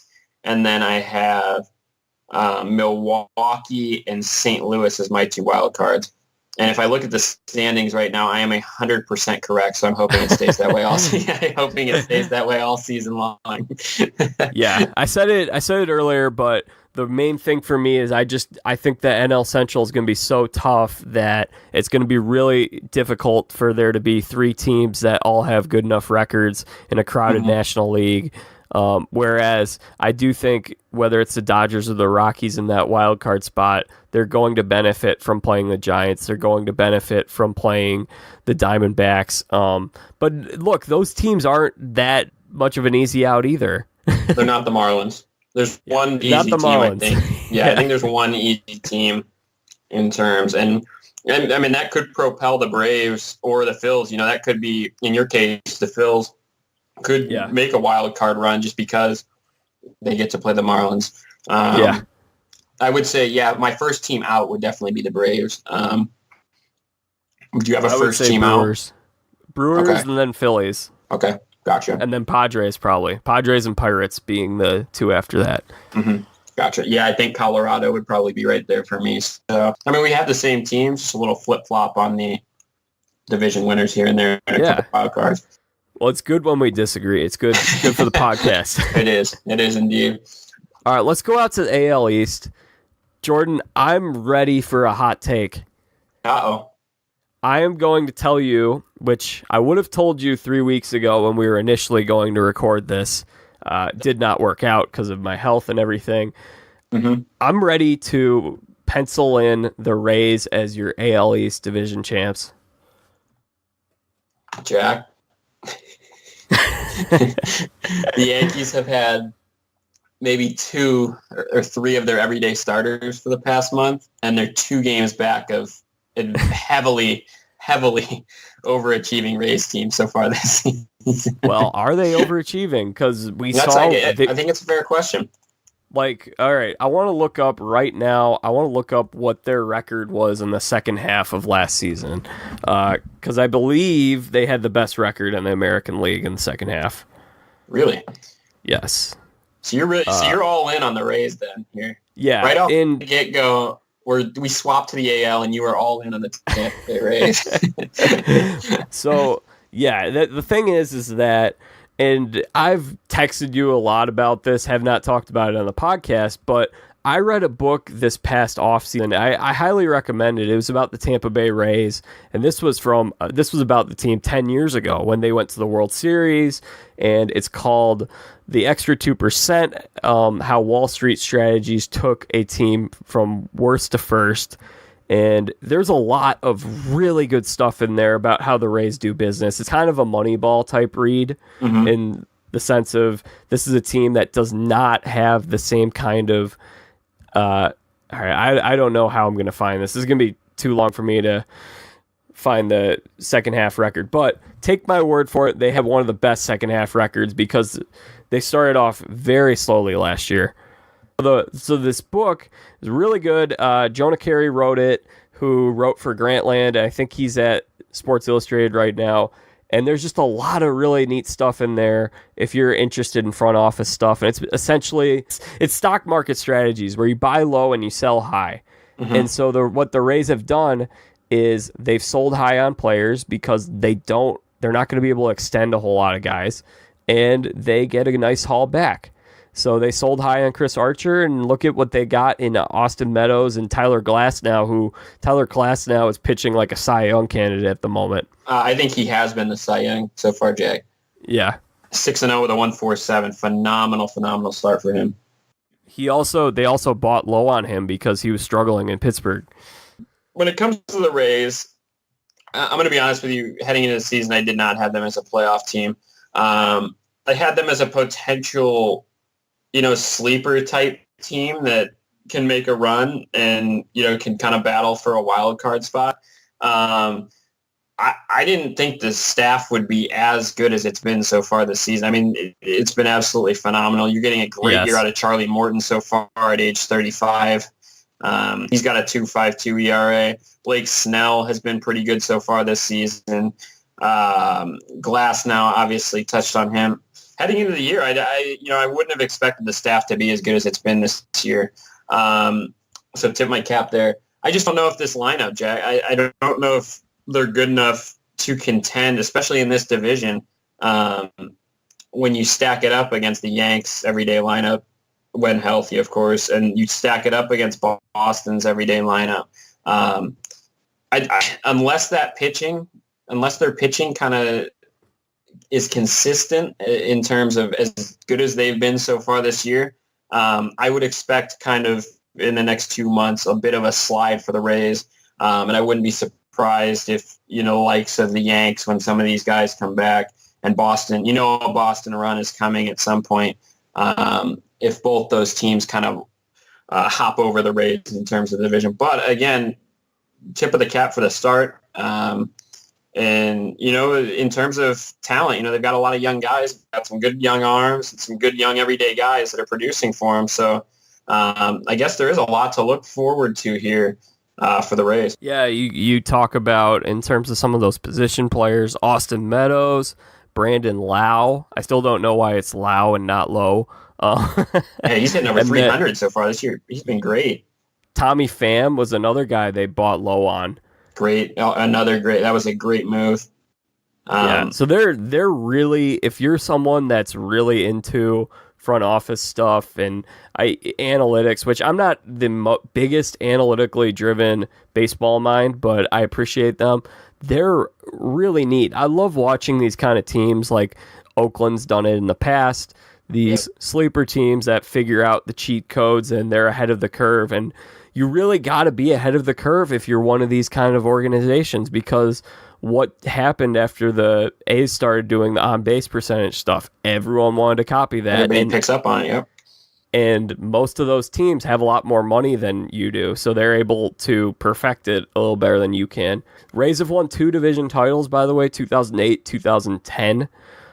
Which were big shocks both those years, even after they won the World Series, or won the pennant, lost to the Phillies in the World Series. There you go, Jordan. Thank you for the shout out. I think it's really cool to have the Rays back. It took them a little bit. Sometimes you got to blow the whole thing up. Takes a few years, but I think that I love their pitching staff. I really like watching some of these position players, and I think they're going to be there this whole year. It's going to be between them and the Yankees. I honestly don't think the Red Sox are going to catch up at the rate that they're playing at right now. I think May's a big month for them, and if they continue at the pace they're at, they're going to be dead in the water pretty soon, because this is a tough division to make up ground in. 100%. But Boston is 7-3 in their last 10.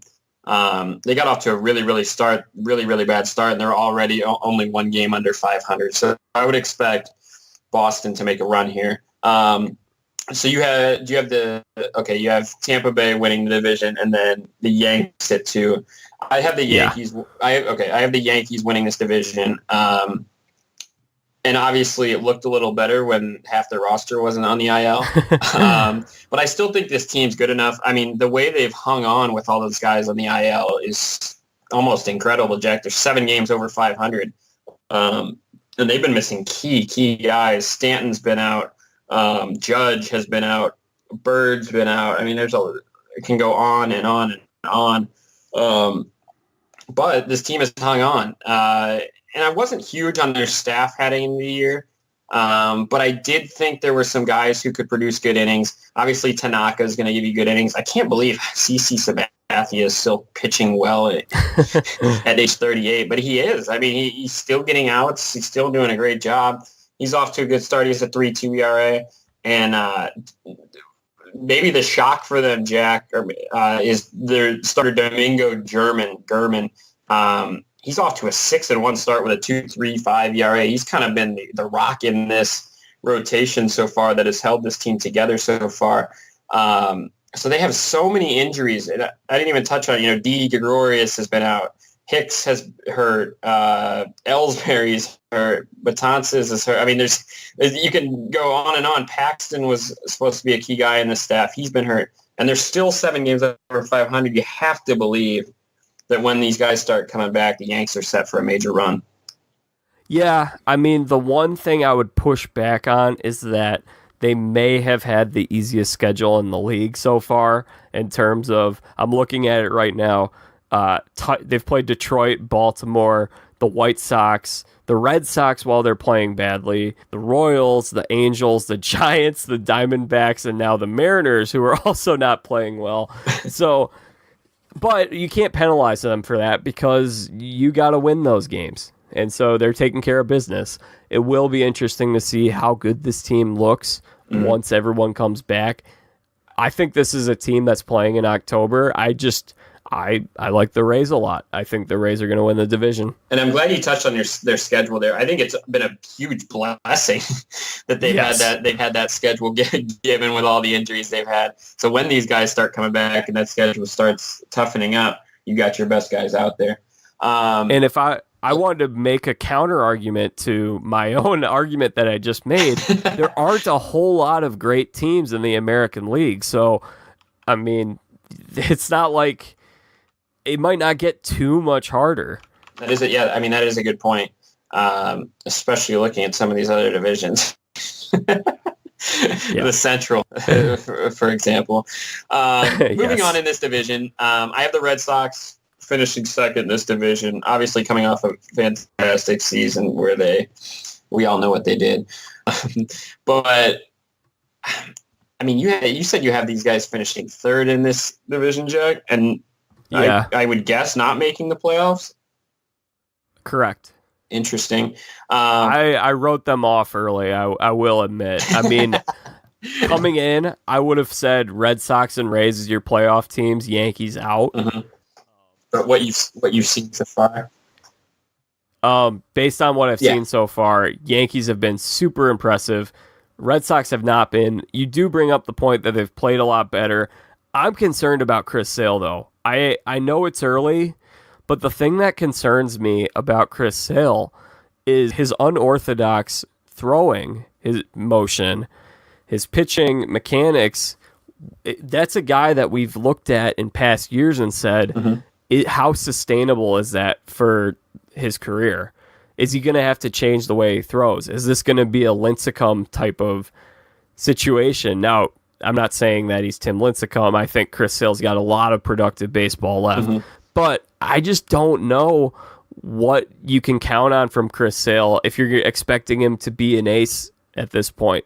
We'll see. But he's losing a lot of velocity, and I've not been too encouraged by what I've seen from him so far. Yeah, I think that you touched on a really key point, and I think it's the velocity. Now, the one thing you always do need to note in terms of velocity is, a lot of these pitchers sometimes have velocity drops in April when the weather's a little colder. So maybe that has played a role. I think his velocity numbers have been better as of late in his last 2-3 starts. So again, maybe as the weather's warming up, his arm is as well, so to speak. But yeah, I think you make good points. I think there is real concern for him.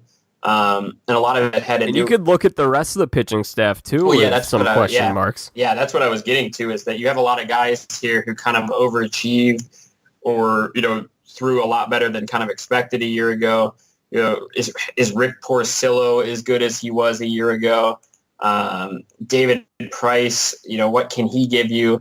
Nathan Eovaldi, he was the guy, I think they brought him back, correct, Jack, this offseason? Yes. They signed him. I thought that was a bit questionable just because I know he was great, what was that, in the postseason last year? Yeah.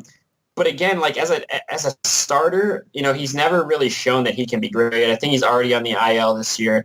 From 14 to 16, he had over 4 ERA every year, and then kind of put together the good postseason, which I think was apparently what probably brought him back, and why they brought him back. But he throws hard. They've got a lot of guys in this rotation that, I think have good upside. I think David Price obviously has good upside. Chris Sale has great upside.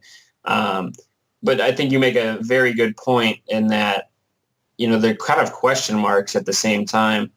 And what are you going to get from them? And I think we've kind of seen early on this year, I think that's kind of been one of their big issues. These guys are struggling. Porcello's over a 5. Eduardo Rodriguez is over a 5. Sale's over a 5. And Eovaldi's a 6, ERA-wise. So, I mean, these are guys who have really, really struggled so far this season. Eovaldi also threw a lot of innings last postseason. Very fair. And that's also a concern so, when you he's look already at on the IL. Yeah. So he's been injured too in the past. So I have concerns about them. I have written them off. I know it's early, but we'll see. Toronto is going to be a fun team to watch just in terms of similar to, let's compare them to maybe the Cubs from 4 years ago when you've got Vladdy Jr., the number 1 prospect in baseball, coming up. And then you also have Bo Bichette, who's a top, I think he's like around 12 on a lot of lists. He's a top 15 prospect. He's a shortstop. And then you've got Craig Biggio's son is another guy who's a top 100 prospect. So they have some exciting prospects who are going to be making their debut this year. I don't really like how much pressure has been put on Vladdy Jr. already. It's been ridiculous. Yeah.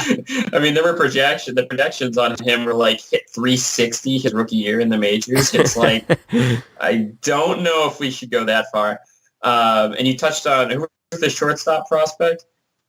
Bo Bichette. Okay. He's not up or not up yet. Correct. Yeah. Okay, so he's probably in AAA.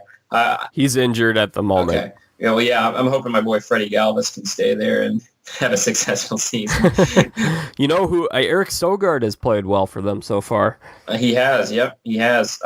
Really well, actually. Yeah. Yeah. But yeah, I think you make a good point. There's some exciting young pieces here, but obviously I don't think this is a team that can compete in this division. Stroman's gotten off to a really nice start. I know his record's 1-5, but he has a 2.96 ERA. He's gotten off to a really nice start, so he's been a bright spot for this team. And look, I think they're worth watching all year. I want to watch Vladdy Jr. hit.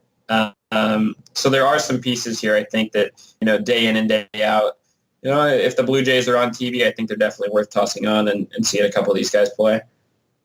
Yep, I would agree with that. Also, I cursed Stroman last year when I picked him as Cy Young, and he had a very injury-riddled 2018 campaign. So I'm not going to comment anything about Stroman other than I've been very encouraged by what I've seen so far. Yeah, really happy with Do we even spend time on Baltimore? I mean, I'm down to skip if you're down to skip, Jack. I'll just give a quick synopsis on this team. Rookie manager Brandon Hyde, who was one of the coaches with the Cubs. I think he was the first base coach. He may have been he was the bench coach last year, I believe. And this team's rebuilding. It's not pretty. Chris Davis started the season off to a historic slump. I felt horrible for the guy. And that's the Orioles. Yeah, not too much to talk about other than the fact that Chris Davis is still in this everyday lineup and hitting 179. Yeah, and they still got to pay that for more years. They do indeed. That was one of the. That's not a great looking contract as it continues to go on. Let's just say that. All right. Well. Let's try to do these next couple divisions a little quickly. Okay. Not spend as much time. Mm-hmm. AL Central is very lackluster once again. As it has been, it feels. Has been for a very long time. The Indians, I know a lot of people were wondering about them because, look, they were floating some trade rumors. It was basically, all right, what can we get for Kluber? It wasn't, we're actively shopping him. Mm-hmm. I think some people think they were trying to rebuild. I think they were just listening to what they could get, which a lot of teams are doing right now because why not? Yep. this division is so bad. So bad. That even though they've lost, they lost Michael Brantley, they've lost some other guys, it shouldn't be too hard for them to win the division. But the Twins are playing very well right now, and they have some exciting young guys. The one thing I will say with the Twins, they are so puzzling to me every single year. I don't know what to expect from them each year. Definitely a fair assessment. Yeah, I think heading into this, I picked Cleveland to win the division. It really almost by default, Jack, to be quite honest with you. I'm a big Terry Francona guy, obviously. Yep. I think he's one of the better managers. I also did the same. Okay. I think he's one of the better managers in baseball. I liked them bringing Carlos Santana back, and it's worked out really well for them. Santana's put together a really nice season so far. They're going to need more from Jose Ramirez. He's off to a really slow start, hitting under 200, 197. But I do think that, like, you look at this staff, there's some good arms, Jack. Bauer is a great arm at the top. Shane Bieber's had a really nice season so far. And then you talk Kluber. I mean, those are three very nice arms. I know Kluber's on the IL and kind of has gotten off to a slow start, but still a great starting pitcher. There's a lot to like, I think, in terms of Cleveland, but I think you made a good point is, they were kind of looking around. Is it time to sell? I don't think this is an active World Series contender or anything like that, but I do think in this division, they're the best of the five that we have to select from here. If the Twins can keep going at what they've done so far, what we've seen from them, 22-12 so really far. Good start. And their pitching has looked a lot better, which is that's going to be key for them, because past Jose Barrios, it's been who's the number 2 guy. Kyle Gibson had a really good year last year, but Odorizzi, he's starting to get it going.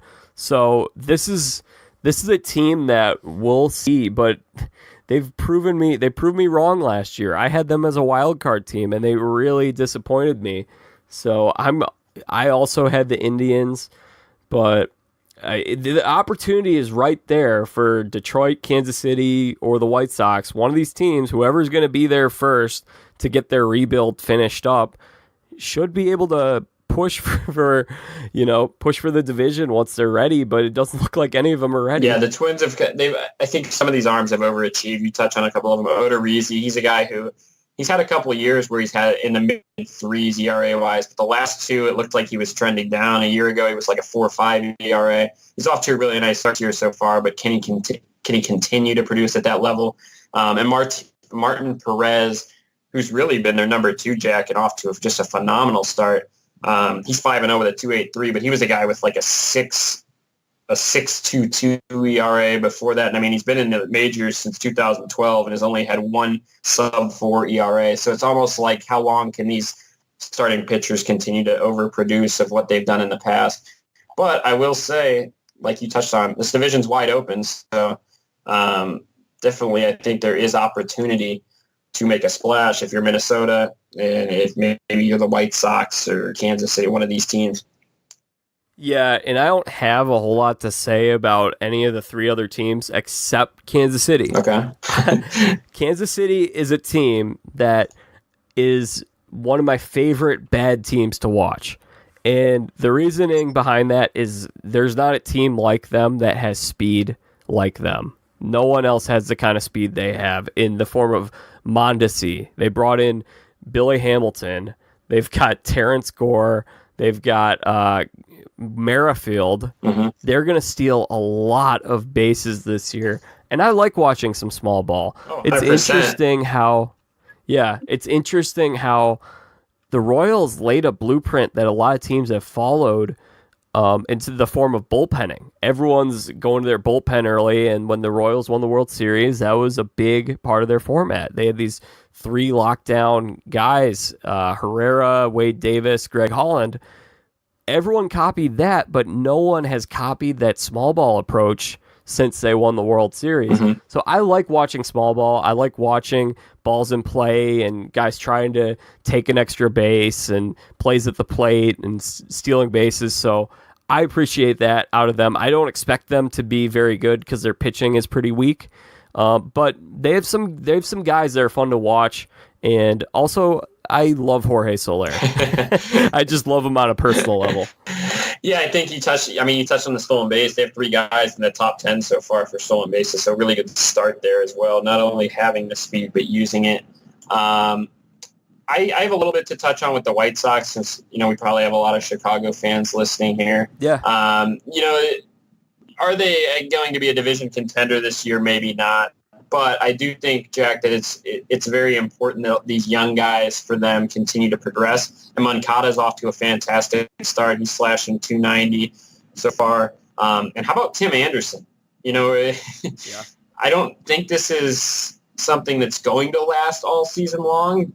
He's also batting like 130 over his last 10 games. Just a note. Okay, fair enough. Yeah, and I expected a slide, but he's still hitting 331. He's off to a phenomenal start. Yeah. He has 6 homers, 12 stolen bases. I think he leads the league in stolen bases. He does indeed. So he's a very, very exciting player. And they have obviously Jimenez as well. This team has some young pieces. So I would say maybe they don't compete for the division, but this is a very important year for the White Sox, and you need a lot of these young guys to begin to progress. Tim Anderson won the AL Player of the Month, which is awesome. At age 26.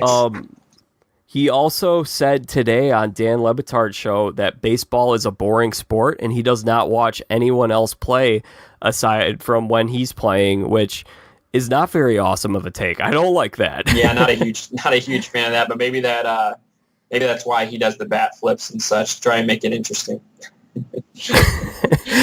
That whole thing is just so funny to me. Just real quick, the whole bat flip thing, I don't care. I don't love it, don't hate it. I just think it's funny when people are going gaga over a bat flip, where it's like, when I'm at a game and I see a guy hit a 400-foot homer, I'm watching the 400-foot homer. I'm watching the ball leave the batter's box. Yeah, I'm not watching what he does with his bat. I'm not watching what angle is he going to drop his bat. I don't get the obsession over that. I will. Yeah, I am team bat flip because I like guys showing energy. But on the counter side of that, I like seeing the pitcher energy too. So if you get a big strikeout like Paddock did the other night, and you saw the, I don't know if you saw the clip, but he showed some serious emotion coming off the mound. Was that on Alonso? I think so, yes. Yeah, it was. He showed some serious emotion coming up. If everybody's gonna be okay with team bat flip, let's be okay with team pitcher emotion too, and coming off the mound after a big strikeout. So I'm all for it. I think it makes the game more fun, and that's pretty much all I've got to say on that topic. Yeah. I'm thinking I might have someone else on the podcast sometime later this season just to talk about unwritten rules of baseball. I think it could be a fun conversation to really go deep in on, but we're pressed for time here, so we'll save that for another day. Sounds good. Let's go to the AL West. I'm sorry, Tigers fans, but we're pressed for time. So such a shame. We love the Astros. I love the Brantley pickup. I also like the A's. Okay. Where are you leaning here? Where were you leaning heading into the year? Oh, well, I got the Astros winning the division, but I've got the A's in as a wild card team. I think both the A's and the Rays were teams that a lot of people were like, oh, they peaked last year. No way they repeat that success. Mm-hmm. I really like the A's young core. They got a lot of really exciting players, and they play defense exceptionally well. Ramon Laureano is must-see TV in center field. That guy is so fun to watch. Chapman over at third, he's great. There's some really cool young players to watch on this team, and they've got there's a pitcher that they got, I think his name's Chris Bassett. Yes. Yeah, he's off to a great start. Their bullpen was fantastic last year, and I think they're going to hang in there. They've started out very slowly. They're at 16-21, 5.5 back, but I don't really see the Rangers or the Angels or the Mariners being super threatening. I think you can come back from that in the AL, which I guess you could also say about the Red Sox. But I like the trajectory that the A's are on from last year. Yeah, I think that's a fair take. I'm with you in terms of division winner. I like the Astros to win the division. I think they're clearly the best team in this division and obviously one of the better teams in all of Major League Baseball as well. I like, as a potential number 2 in this division, I quietly like Seattle. And really the last 4 teams, I could see really this division going any way. Just because I think in terms of overall talent, all 4 of these teams are very close. But I do like a couple guys on Seattle in specific. I think D. Gordon's a fantastic player. I've always been a D. Gordon fan, and he's kind of started to put it all together as a player. You know, he used to be a guy who would just steal bases. Now he's hitting 301. So he's off to a really good start. I do have questions about their rotation, but they do have a nice guy at the top of their rotation in Marco Gonzalez, who's off to a really good start this season. A really young arm as well. Or I guess not that young anymore, but 27, but he's 5-1 with a 3.08 ERA. This team has some pieces, and I think enough pieces, like I said, in this division to where really I think they're going to be here all season except behind the Astros. And I mean, they just have a couple guys that I really like in their lineup too. Domingo Santana is a good player for them. Timmy Beckham is somehow putting together a pretty good season for them. So just have some guys. Jack, I'm not a huge fan, to be quite honest with you, of either of these 4 teams in this division behind Houston. But I think of the 4, I like the Mariners to finish second here. Okay, that's interesting. The Mariners have been very cold since their hot start. They're back at 500 now. So basically, the way you're looking at the Mariners is similar to, you think they can do what the Rays did last year. Not to the same degree, or maybe not to the same degree. However, the Rays coming into last year where they were selling off parts, which the Mariners did, they sold off Paxton, they sold off Cano. They were sellers, it looked like. Yeah. So are you thinking that they're going to prove people wrong with some of these new guys that they brought in? Or do you think they could potentially be looking at dealing D. Gordon towards the deadline? Yeah, I think that's a good point. They could make some moves like that. I think it really depends on probably how this next month or so goes. I did want to note, too, they get Kyle Seager back, I think, towards maybe the end of May. He had a hand injury, I think. But currently their shortstop, I guess it's Beckham, but I think Seager could be a solid piece for this team, maybe as a bench or maybe get some starts on the left side of the infield. I think that's a fair point, though. In the next month or so, if things don't go well, this team very easily could be one that's selling at the deadline. But I think if they're able to hang around, maybe they try and make a splash at the deadline to try and up their chances. Again, I don't think they're competing for a division title, but I do think this team could potentially compete for a wild card spot. And really, Jack, what's a weak AL? It feels like a very weak AL.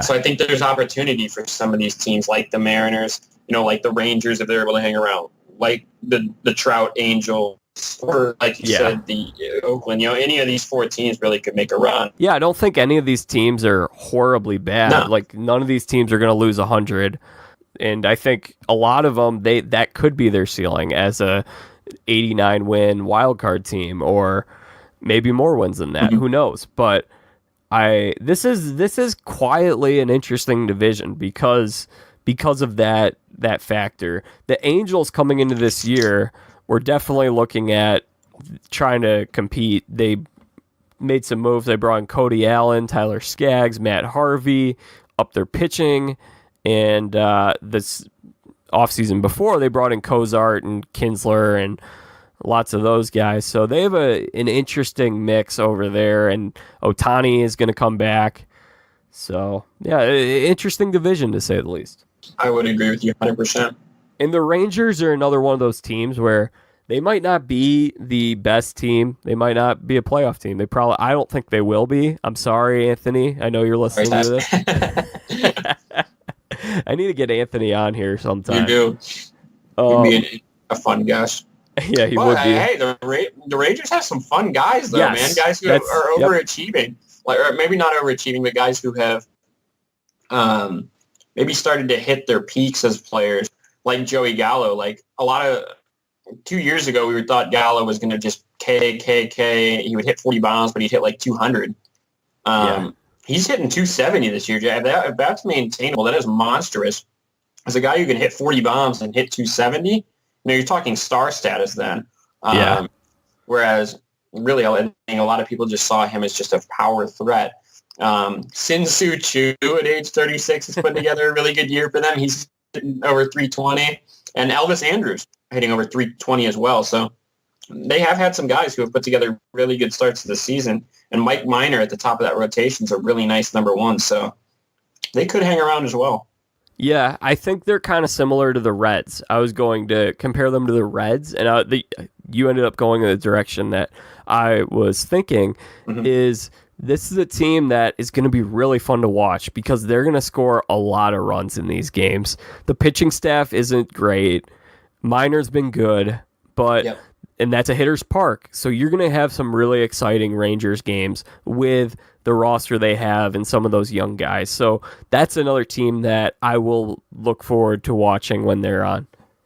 Well, yeah, I think along with that, you touched on the rotation. It's not great, but it does have some notable names, right? Guys who maybe aren't phenomenal producers year in, year out, but who have gotten it done in this league for a while. The Lance Lynns of the world, the Drew Smileys of the world, Shelby Miller's had some seasons.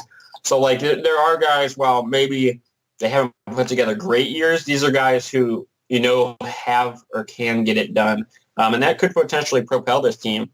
Like I said, I could see any of these four teams kind of finishing second in this division, I think. Yeah. It will be interesting to look for. You want to make a World Series pick now? Are we at that point? Or was there anything else you want to get in there? Touch on your ALs. We got to talk ALs and our AL.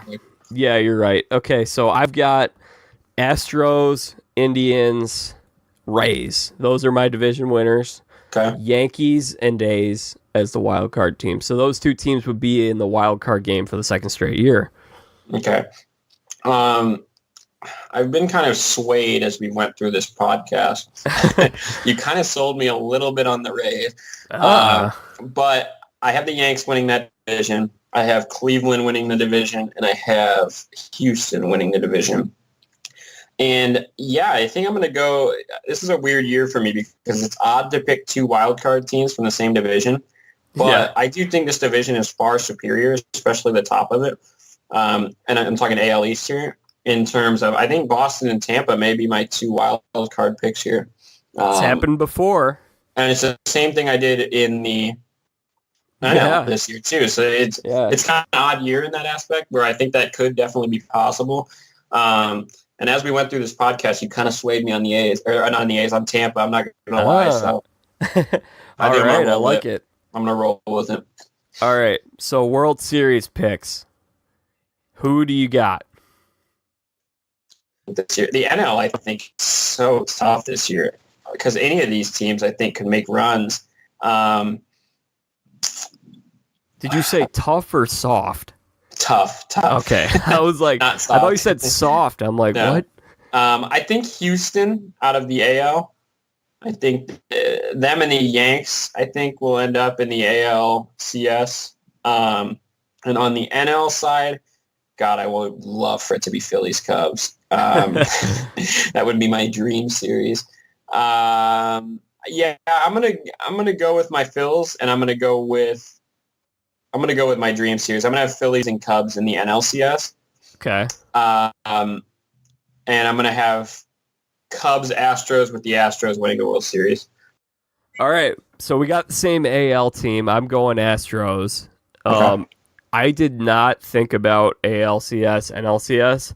I'm gonna put the Rays in the ALCS. Wow.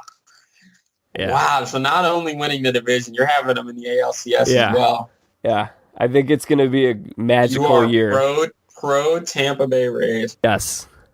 They're going to have like a Jack Vita day in Tampa because they just had a Brian Kenny bobblehead because he's been pro Tampa. They're going to have to recognize me at some point. No doubt about it. National League, I got the Astros in the World Series. I got the Cardinals against the Astros, which I think is going to be really cool because the last time these two teams met in the playoffs, they were in the same division. You know what? They met in 04. That was the NLCS 04 when Brad Lidge gave up that homer, I think, off Pujols. So I'm just going down memory lane right now. But I think those are going to be the two best teams this year. I think we're going to see them play each other, and I'm not going to make an NLCS pick. I need your NLCS pick. Come on, throw it on. All right, I think it will be. I'm going to go with one of the AL West teams. I would have told you. I'll go Dodgers. Dodgers? Okay. Yeah. So Dodgers Cards, NLCS? Yep. Okay. Fair enough. And then I'm going Cardinals over the Astros. Basically, I think a National League team's going to win this year. We've heard a lot over the last couple of years how the net from national media, people who are like National League teams are just not on the same playing field as the American League. I completely disagree.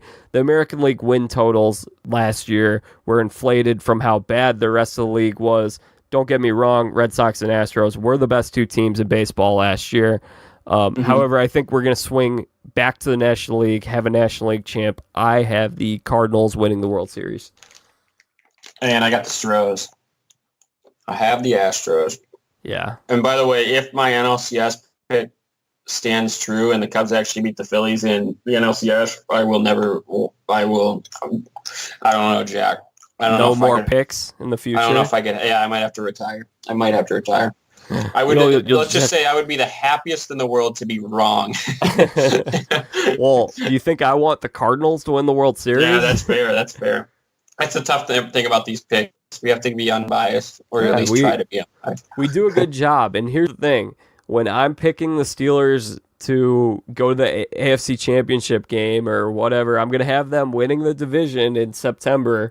People are going to call me biased. Just listen back to this podcast and hear what I had to say about the Cubs. Fair enough. Fair enough. Yeah, I guess that's fair. Did you make any MVP picks? No, I didn't.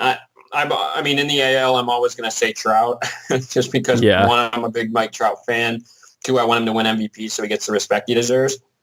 So I would say Trout in the AL. And then NL side of things, I mean, obviously right now you would say Bellinger and Yelich are the two clear favorites. I think Goldschmidt could be a sleeper in terms of the NL MVP. And honestly, if you want a big-time sleeper, Rhys Hoskins is off to a really good start for the Phils. He could put together. I mean, if he puts it all together, if he's hitting over 300 right now, he's going to have an opportunity to drive in a ton of runs for that offense all year long. I wouldn't be surprised if he's in the top 5 or top 6 NL MVP voting this year. I know Harper might steal some of that from him, but Harper hasn't been good so far, so Hoskins would be a potential, especially if they win the division. I want to quote my friend Daniel Setsky, who made a very astute observation with the idea that it's Marcell Ozuna's turn to win an MVP because Yelich won last year. Yelich won one last year. Stanton won 2 years ago. However, I'm going with a different Cardinal, which I mentioned on this podcast earlier. I've got Goldschmidt winning the National League MVP. He was my pick. I'm not changing that pick. Did not think too hard about the American League, but Trout is always a safe pick. Yep. If I was going to go with a second guy, I'd maybe go with someone like Lindor. Okay. Yeah, that's fair. It's just a guy who's on the rise. Who knows? Maybe he has his MVP type season this year. And then rookies, I did not make Cy Young picks, but I did make rookies picks. I picked Fernando Tatis Jr. and Eloy Jimenez. Jimenez has been a little bit slow out of the gate, but there are a lot of exciting rookies to watch for this year. Okay. Yeah, I didn't make rookie picks or Cy Young, so I don't have any ready for you. I apologize for that. That's fine. We're going to end up jinxing these guys, so we should probably stop. Probably, yeah, for real.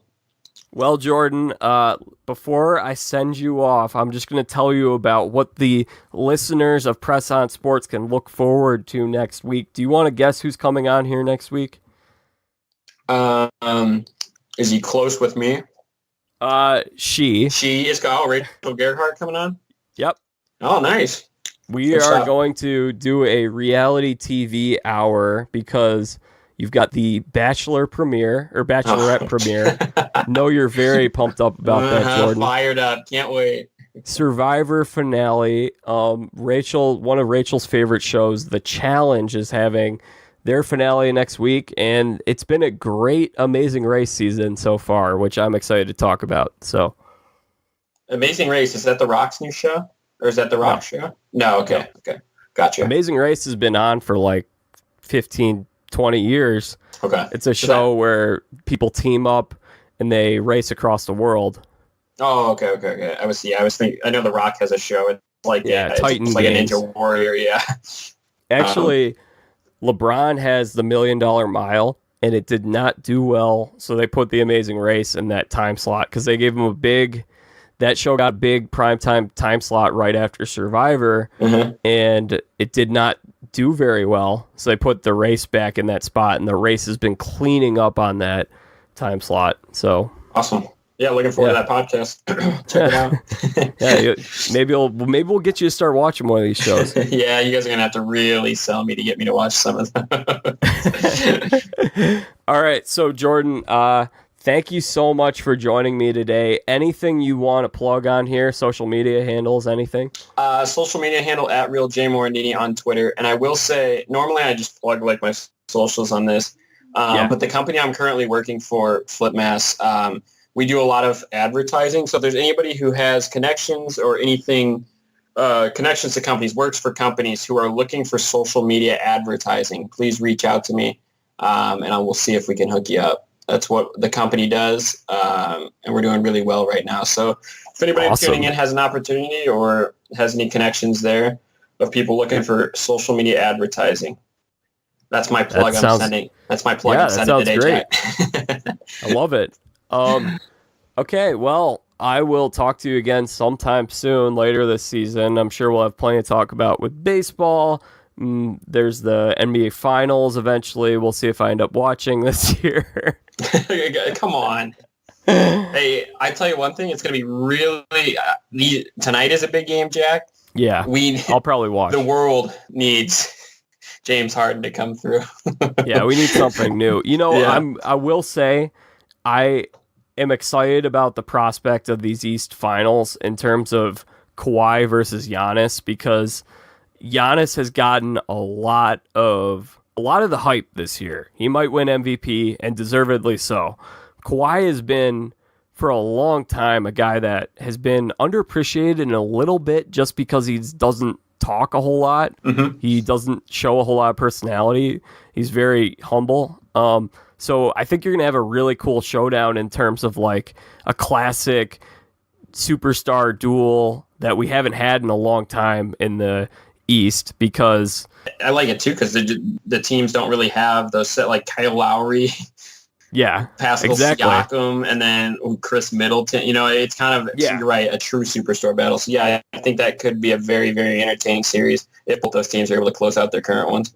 Yeah, and I would love to see the Celtics in there, but if this is the case, it's going to feel like a 90s style showdown, which I think is going to be really cool. And these are the two guys that I feel like most people are talking about who is the king of the East in terms of who's the best player in the East. Is it Kawhi or is it Giannis? So I think that could be a really cool showdown. Completely agree. Looking forward to it. All right. Well, thank you so much for coming on today, Jordan. I really appreciate it. For sure, man. Thank you for having me as always. Well, ladies and gentlemen, Jordan Morandini there right for you. Had a great time talking with him today, talking baseball. Feels great to be back. I'm so happy to be back on the podcast. If you haven't done so already, go ahead and subscribe to Press On Sports on iTunes. You'll never miss an episode. We've got a YouTube channel, and there are lots of places you can find us, but if you could leave us a review on Apple Podcasts, that would be a great help. Tune in next week to hear my conversation with Rachel Gerhardt as we talk reality TV. We'll probably talk a little baseball in there as well. Other than that, that's it for now. See you next time. Bring in the Dancing Lobsters.